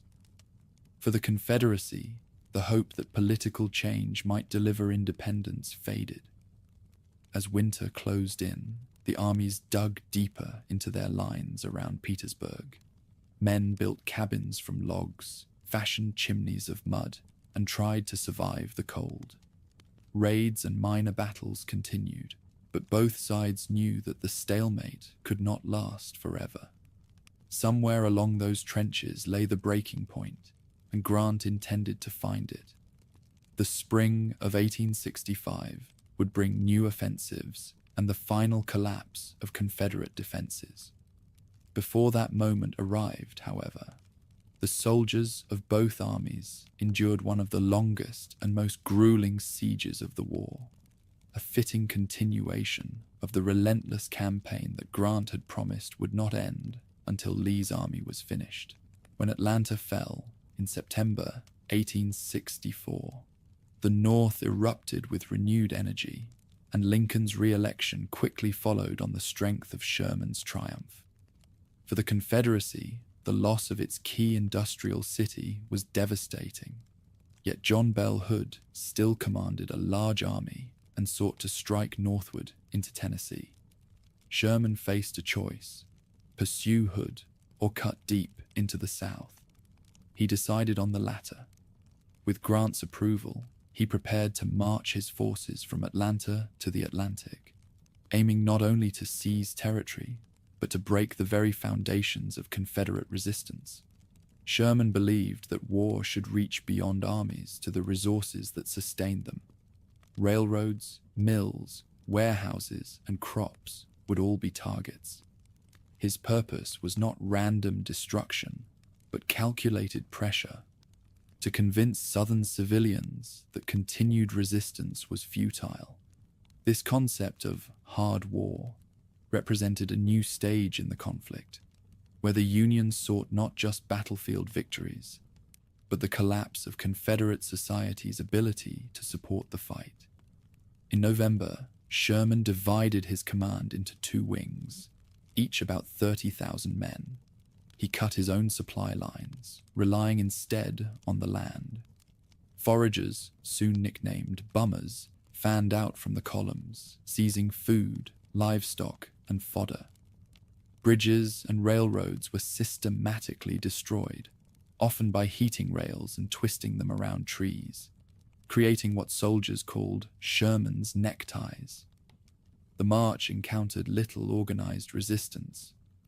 Hood had carried his army into Tennessee, where George H. Thomas would later crush it at Nashville. That left only scattered cavalry and state militia to oppose Sherman. Skirmishes flared, but nothing could halt the advance. Georgia's countryside bore the brunt of the passage. Plantations lost barns and cotton gins. Warehouses went up in flames. Enslaved people greeted the columns as liberators, flocking to the army in such numbers that officers struggled to manage the influx. Some were employed as laborers or guides. Others simply followed, unwilling to remain in bondage. The destruction spread beyond material damage. Southern families watched helplessly as fences disappeared into campfires, smokehouses emptied, and livestock driven away. Sherman hoped that by bringing the war to civilians' doorsteps, he would sap the will to continue. Critics in the North worried about the morality of such tactics, while Confederates denounced him as a barbarian. Yet the effectiveness was undeniable. Every mile advanced widened the sense of inevitable defeat. By mid-December, the Union Army reached the coast. On December 21st, 1864, Sherman entered Savannah. The city surrendered without a fight, sparing its buildings from destruction. Sherman telegraphed Lincoln with a simple message: "I beg to present you, as a Christmas gift, the city of Savannah, with 150 heavy guns and plenty of ammunition." The gift carried more than symbolic weight. It proved that an entire Confederate state could be marched through at will. The fall of Savannah did not mark the end of Sherman's campaign. His next objective lay northward through the Carolinas, where he intended to join Grant in crushing Lee. But already, the march to the sea had demonstrated the new reality of total war. Civilian infrastructure, not just armies, had become legitimate targets. While Sherman carved his path across Georgia, the Western Theater saw its own decisive action. Hood's gamble to invade Tennessee ended disastrously. At Franklin in late November, his army suffered terrible losses in frontal assaults against fortified Union positions. Weeks later, at Nashville, George Thomas counterattacked and shattered what remained of Hood's command. The destruction of the Army of Tennessee left the Confederacy with only Lee's force in Virginia capable of major resistance. Sherman's march and Thomas's victory together signaled that the rebellion's backbone in the West was broken. The impact on the enslaved population was profound. With each step of Sherman's columns, thousands claimed freedom. In January 1865, near Savannah, the general met with local black leaders who urged that land be distributed to freed families. Sherman issued Special Field Order Number 15, setting aside confiscated coastal lands for settlement by freedmen. Though later revoked, the order embodied the aspirations of those emerging from bondage and foreshadowed the debates that Reconstruction would bring. Confederate civilians responded with a mixture of despair and defiance. Diaries record women weeping as homes were stripped, men swearing vengeance, and communities stunned by the speed of the Union advance. Yet others admitted that the scale of the onslaught convinced them further resistance was hopeless. Southern newspapers struggled to explain how an enemy could march unchecked across Georgia, a state once considered secure. Northern reactions were mixed, but increasingly supportive. The destruction alarmed some who feared alienating Southern Unionists, yet the results spoke clearly. Sherman had delivered a blow that no battlefield victory alone could match. By cutting a swath to the sea, he proved that Confederate defenses were crumbling from within. The political context magnified the effect. Lincoln's re-election in November 1864 had already ensured that the war would be prosecuted to conclusion. Sherman's success confirmed that the administration's policies, emancipation, total mobilization, and aggressive strategy were bringing results. In Congress and in the press, voices that had once demanded negotiation now grew quieter. Strategically, the march severed remaining links between East and West. It destroyed Georgia's capacity to support armies in the field and threatened South Carolina, the very state that had led secession. Sherman intended to strike there next, telling his men that the heart of rebellion lay in Columbia and Charleston. Confederate leaders recognized the danger, but lacked the strength to stop him. For soldiers in Sherman's ranks, the march was unforgettable. Diaries describe fields stripped bare, miles of smoking ruins, and lines of freed people trailing the army. Many soldiers felt pride in striking at the rebellion's core. Others expressed unease at the suffering inflicted on civilians, yet all understood they were part of a campaign unlike any seen before on American soil. By the end of 1864, the Confederacy faced grim realities. Atlanta and Savannah were lost, Tennessee was secure in Union hands, and Lee remained pinned at Petersburg under Grant's relentless siege. The promise of independence that had burned so brightly in 1861 now flickered in the shadows of ruin. The stage was set for the war's final act. Sherman prepared to march north. Grant continued to squeeze Lee, and Lincoln looked toward victory that seemed at last within reach. The road ahead still promised bloodshed, but the direction was unmistakable. The Union's strategy of total war had begun to yield results that no battlefield maneuver alone could achieve. While armies trampled fields from Virginia to Georgia, another front stretched along coasts and waterways. The naval war rarely produced the scale of bloodshed seen on land, yet it shaped the outcome in decisive ways. Control of ports, rivers, and shipping lanes determined who could sustain armies and who faced isolation. From the conflict's opening months, the Union aimed to strangle Southern commerce. The blockade, first mocked as too thin to matter, grew tighter with every passing season. Shipyards in the north poured out new vessels, steam sloops, gunboats, and ironclads that patrolled thousands of miles of coastline. At first, smugglers slipped through with relative ease. But as patrols multiplied, risks grew higher.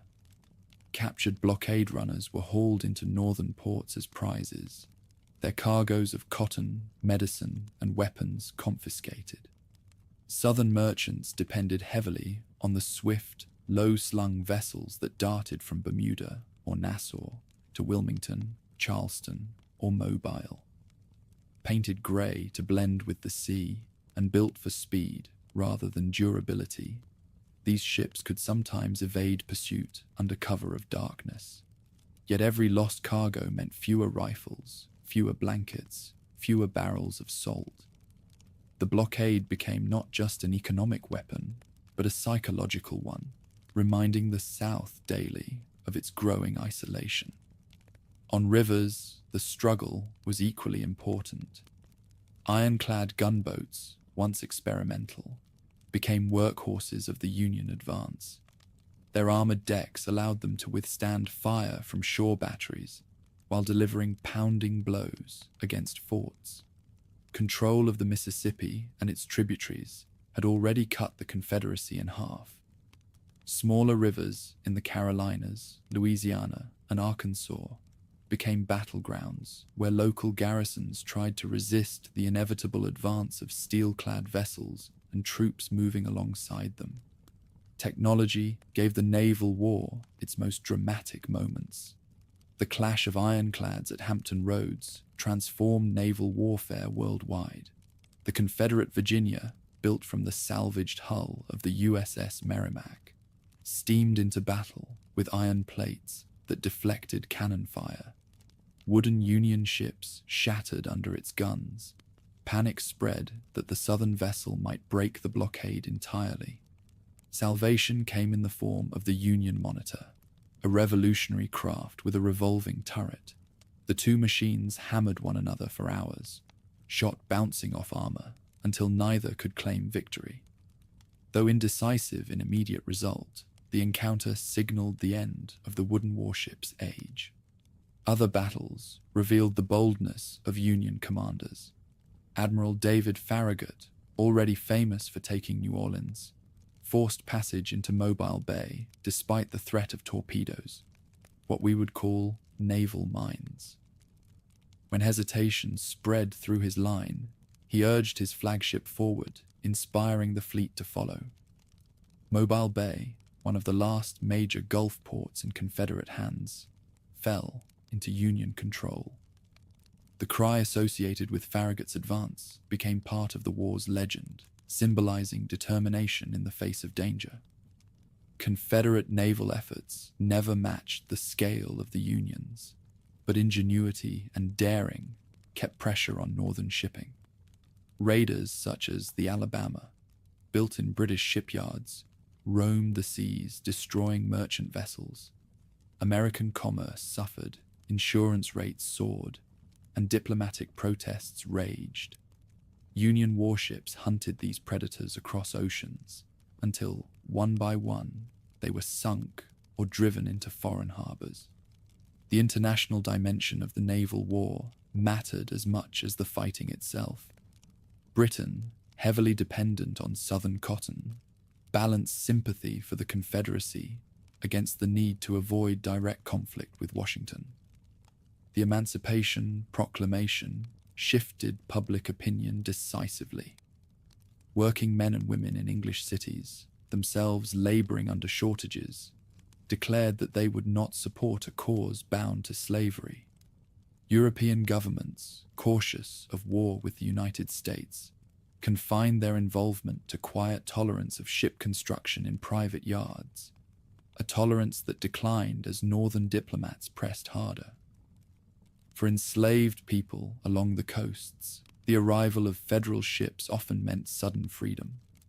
Islands off South Carolina, seized early in the war, became sites of experimentation with free labor. Formerly enslaved men and women worked abandoned plantations for wages, sent children to newly established schools, and formed communities under Union protection. These rehearsals for Reconstruction foreshadowed the social changes the war would bring. The blockade and river campaigns also reshaped civilian life inland. Salt, vital for preserving food, became scarce. Medicines that once arrived by ship vanished from stores. Families relied on substitutes, parched rye for coffee, sorghum for sugar, but shortages deepened year by year. Letters from Confederate soldiers begged relatives to send shoes or coats, knowing that the Northern Navy had made it nearly impossible to obtain such goods from abroad. Union gains at sea did not come without cost. Storms wrecked vessels, tropical diseases struck sailors, and monotonous duty along isolated stretches of coast wore down morale. Yet their sacrifices bore fruit in ways less visible than battlefield triumphs. Every port closed, every ship captured, weakened the Confederacy's capacity to resist. By the later years of the conflict, the blockade was nearly impenetrable. Wilmington, North Carolina, remained the last major haven for blockade runners.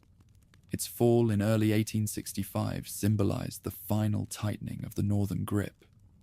With its closure, the southern coastline was effectively sealed. Naval strength also supported the land campaigns directly. Sherman's march across Georgia depended on coordination with fleets that secured supplies once Savannah fell. Grant's siege of Petersburg relied on control of the James River for transport and artillery support. In these ways, blue water supremacy translated directly into success on land. The naval war stretched beyond the immediate shores of America. Union vessels patrolled far-flung waters, protecting merchant shipping and asserting national presence. In distant ports, the stars and stripes became a reminder that the conflict was watched across the world. Confederate agents, by contrast, found themselves limited to clandestine operations, their hopes for recognition or alliance slipping away. By the time Sherman advanced into the Carolinas and Grant pressed against Petersburg, the outcome at sea was no longer in doubt. The North had achieved what few expected at the start: complete dominance over coastal waters, rivers, and trade routes.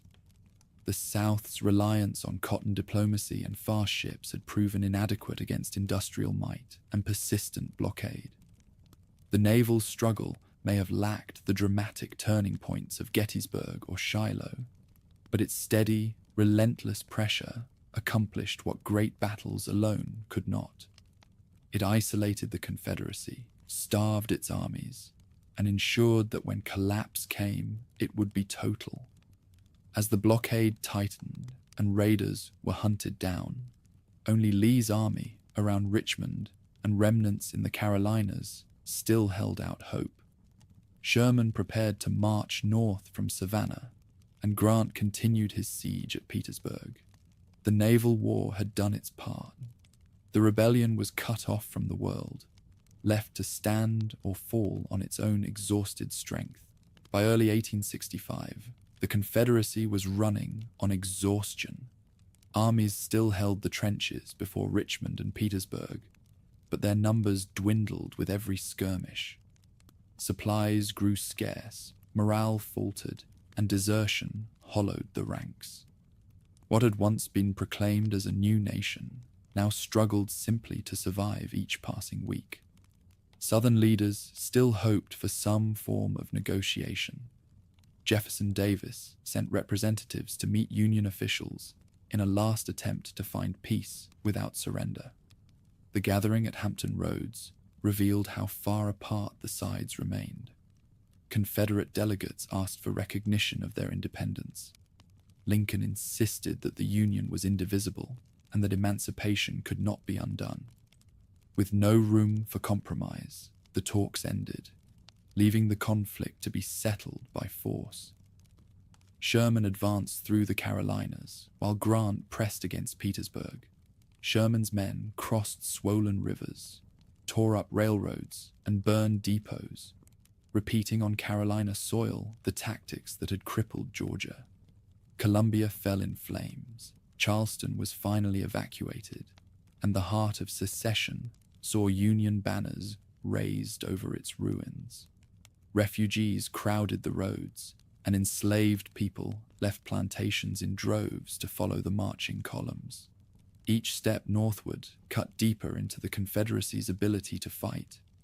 In Virginia, the lines around Petersburg stretched like a scar across the land.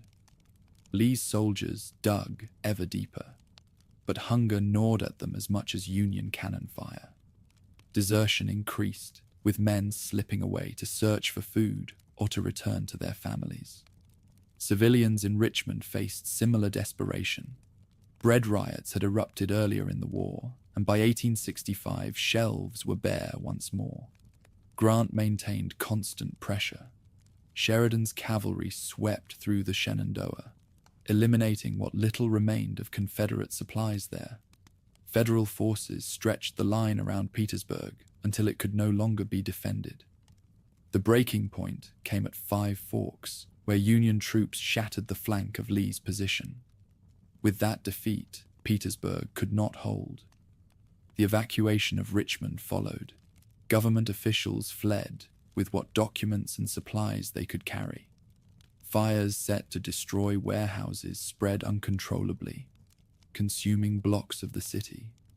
When Union troops entered, they found the Confederate capital in flames and its people stunned. Lincoln himself walked the streets days later, greeted by newly freed men and women who saw him as the symbol of deliverance. The sight of the president moving quietly among them captured the moment more than any parade could. Lee attempted to escape westward, hoping to unite with remnants of other Confederate forces. His army, weary and underfed, marched through mud and rain, pursued closely by Grant. Skirmishes erupted along the way, each one further reducing his strength. Sheridan's cavalry cut off escape routes, while Union infantry pressed from behind. The chase drained the last hope of prolonging resistance. At Appomattox Courthouse, Lee found his path blocked. Surrounded and outnumbered, he chose to meet Grant rather than sacrifice his men in futile battle. The two generals conferred in a modest house, Grant in his mud-stained uniform, Lee immaculate in dress despite the circumstances. The terms were generous. Confederate soldiers would surrender their weapons but be allowed to return home, taking with them their horses for spring planting. Officers could keep their sidearms. Grant even ordered that rations be issued to the starving enemy. The surrender did not end all fighting immediately.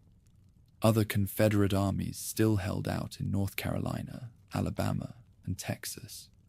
Yet the symbolic weight of Lee's capitulation could not be denied. Word spread quickly, and within weeks, Joseph Johnston and others laid down their arms. The rebellion that had begun with cannon at Fort Sumter closed with silence in a small Virginia village. For the Confederacy, collapse came not only from battlefield defeat, but from the cumulative weight of shortages, internal divisions, and unrelenting Union pressure. Desertion had reached staggering levels by 1865. Plantations, once the backbone of the economy, lay in ruin. Railroads were twisted wreckage, rivers blocked, ports sealed. The government had little left to govern. For the Union, the moment was both triumph and burden. Victory preserved the nation and ended slavery, but the cost had been immense. More than 500,000 lives were gone, and scars of destruction covered the land. Soldiers returning home carried wounds both visible and hidden. Freed people celebrated, yet the question of how freedom would be secured in practice loomed large. The collapse of the Confederacy thus marked not an end, but a beginning. The political task of binding the nation together and defining liberty for millions of new citizens awaited. Even as soldiers stacked arms at Appomattox, the debates of Reconstruction gathered on the horizon. With Lee's surrender at Appomattox, the Confederacy's fate was sealed. Other armies laid down arms in the weeks that followed. Joseph Johnston in North Carolina, Kirby Smith in the Trans-Mississippi, and smaller forces scattered through Alabama and Florida. The rebellion that had convulsed the nation for 4 years crumbled into submission. Yet even as the guns fell silent, tragedy struck at the heart of national triumph. In Washington, Abraham Lincoln sought reconciliation. His second inaugural address, delivered only weeks before the end, had called for malice toward none, charity for all. He envisioned a nation healed, not by vengeance, but by justice tempered with mercy. He had already approved generous terms for Lee's men, and urged that Southern states be restored quickly to the Union. Freedom for 4 million people was now secured by the 13th Amendment, passed by Congress in January 1865, and ratified by the states by year's end, abolishing slavery forever. Celebrations filled the capital as news of victory spread. Parades, fireworks, and singing echoed in the streets. The president himself walked among the cheering crowds, appearing more relaxed than he had in years. Yet shadows lingered. Confederate sympathizers, bitter at defeat, plotted revenge. Among them was John Wilkes Booth, a well-known actor who despised Lincoln and dreamed of reigniting Southern resistance through assassination. On the evening of April 14th, Lincoln attended a play at Ford's Theater. Booth slipped into the presidential box and fired a single shot. The president slumped forward, mortally wounded. Carried to a boarding house across the street, he lingered through the night.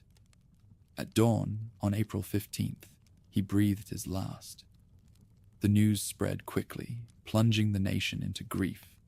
Bells tolled, businesses closed, and people wept openly in the streets.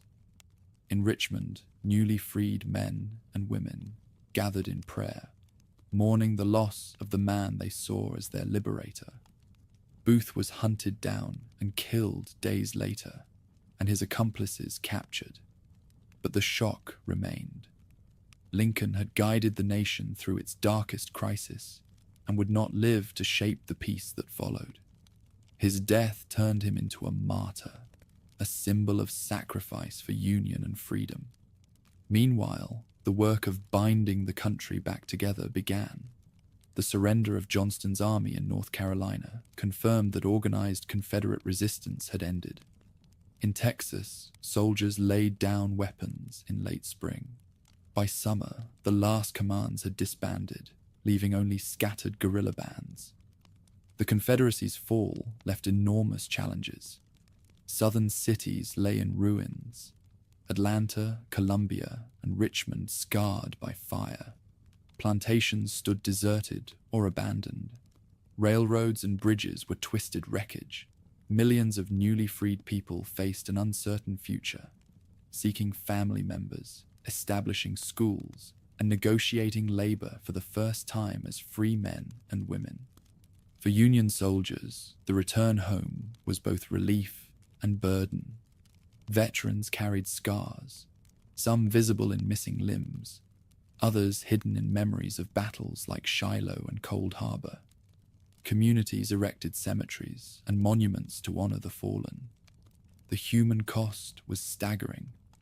More than 600,000 dead, countless more wounded, families across every state touched by grief. Politically, the questions of Reconstruction loomed. How would Southern states be readmitted? What rights would freed people enjoy? Lincoln's vision of swift reconciliation clashed with others who demanded stronger safeguards for liberty and punishment for rebellion. His assassination left these questions to Andrew Johnson, whose policies would soon generate bitter disputes in Congress. For African Americans, the end of slavery was only the beginning. Some joined the Union Army, even in the war's final months, proud to wear uniforms that symbolized freedom. Others sought land of their own, recalling Sherman's promise along the coast. Churches and schools became centers of community life. Freedom was celebrated with joy, but it also carried the challenge of building new lives in a society still marked by prejudice and resistance. Internationally, the war's conclusion confirmed the survival of the United States as a single nation. European governments that had once considered recognizing the Confederacy now applauded the Union victory. The example of emancipation resonated abroad, strengthening movements against slavery in Brazil and Cuba. The image of a reunited republic carried moral weight that extended far beyond its borders. In the South, defeat brought both despair and resilience. Diaries of the time reveal women writing of ruined homes, men of lost fortunes, and communities struggling to adapt. Yet there was also determination to endure, to rebuild farms, and to preserve dignity amid loss. The legacy of the Confederacy would linger, but its dream of independence was gone. The Civil War's conclusion marked a transformation in the very idea of the United States. What had begun as a fight to preserve the Union ended as a struggle that also redefined freedom. The Constitution now banned slavery, and the nation moved into an era of rebuilding. The war had tested whether a republic founded on liberty could survive division. It had, but at immense cost. When Lincoln's funeral train carried his body back to Springfield, thousands lined the tracks in silence. Farmers, shopkeepers, freedmen, and veterans removed their hats as the black-draped cars rolled past. The journey symbolized not only the mourning of a president, but the grief of a nation that had lost so much in the fight to remain whole. The guns had at last fallen quiet, but their echo carried forward into the challenges of peace. Reconstruction, civil rights, and reconciliation lay ahead. The war had ended slavery, preserved the Union, and created a new definition of American nationhood. The task now was to live up to the promise purchased at such a terrible price.